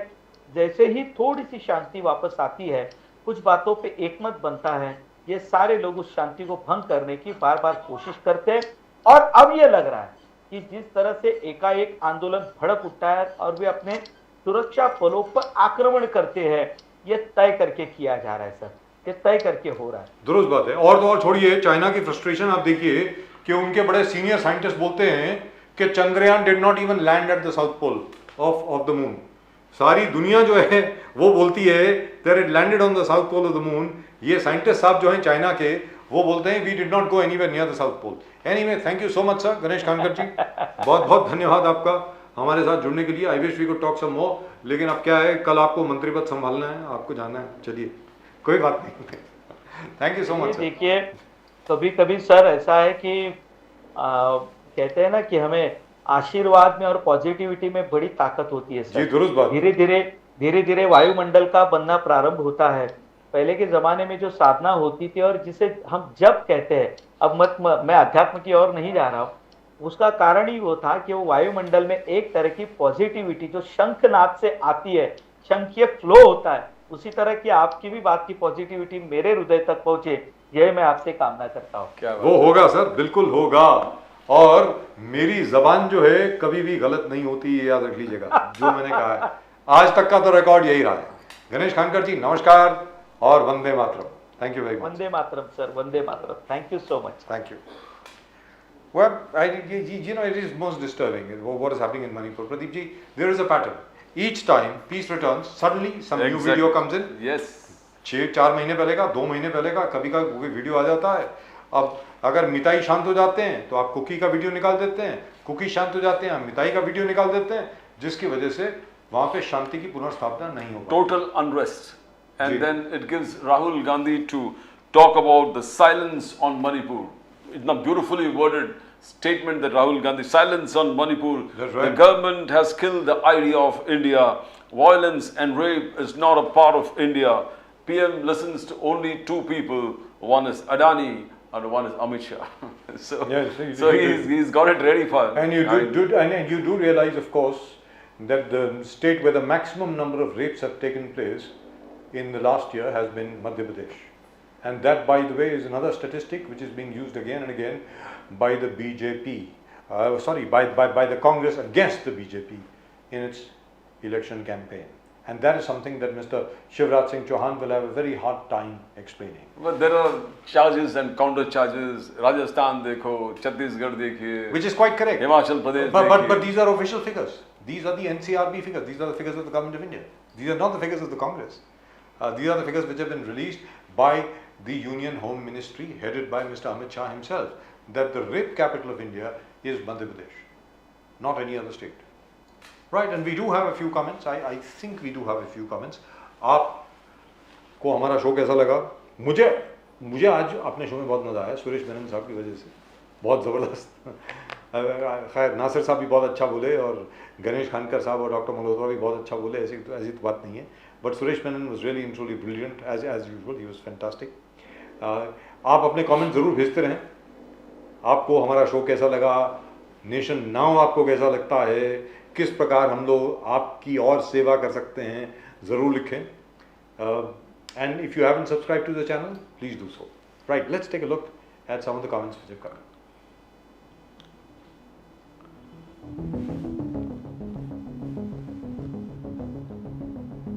This is your show yesterday, is it? Bhagat Singh is right. Poonam Sharma 3030.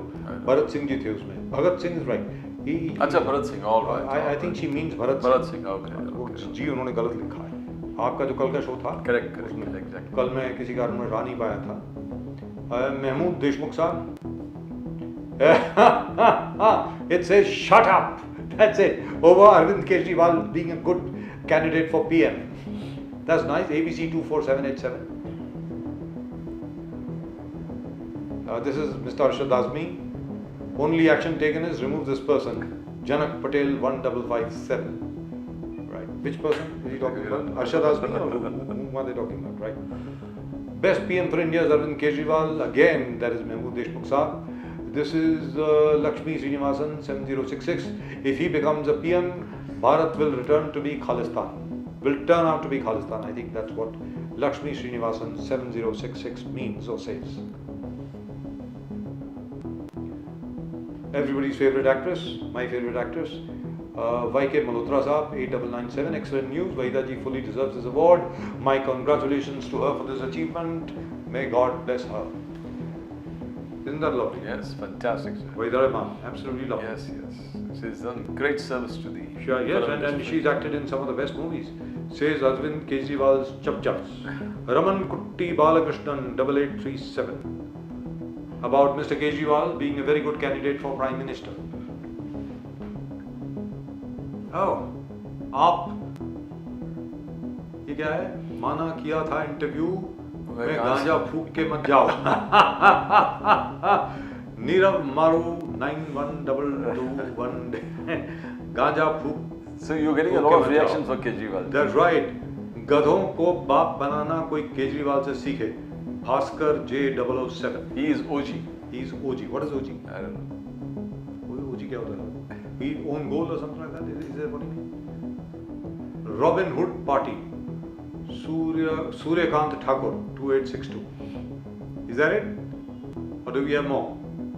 I'm confused now. I was going to vote for Rahul Gandhi and now this Kejriwal. Arvind 9105. This is really and truly lovely.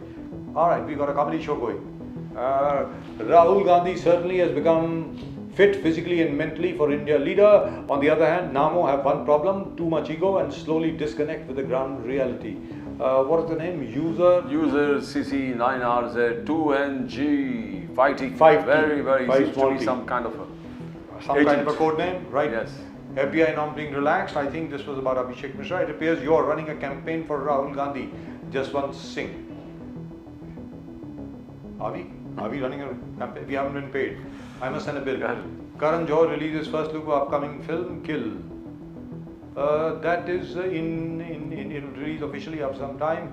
That is in Spanish. Amigo now is Theo. Is it I remember is it Spanish or is it Portuguese? Como fa comprar I assassino? remember Amitabh Bachchan's Zinadaban song. Or More Mio? Yes. That is Italian. Okay. Before 2024 Lok Sabha election, Kejriwal will incite the heart to start his second innings like Sisodia because of multiple scams. Radha Moh. That's it. Right?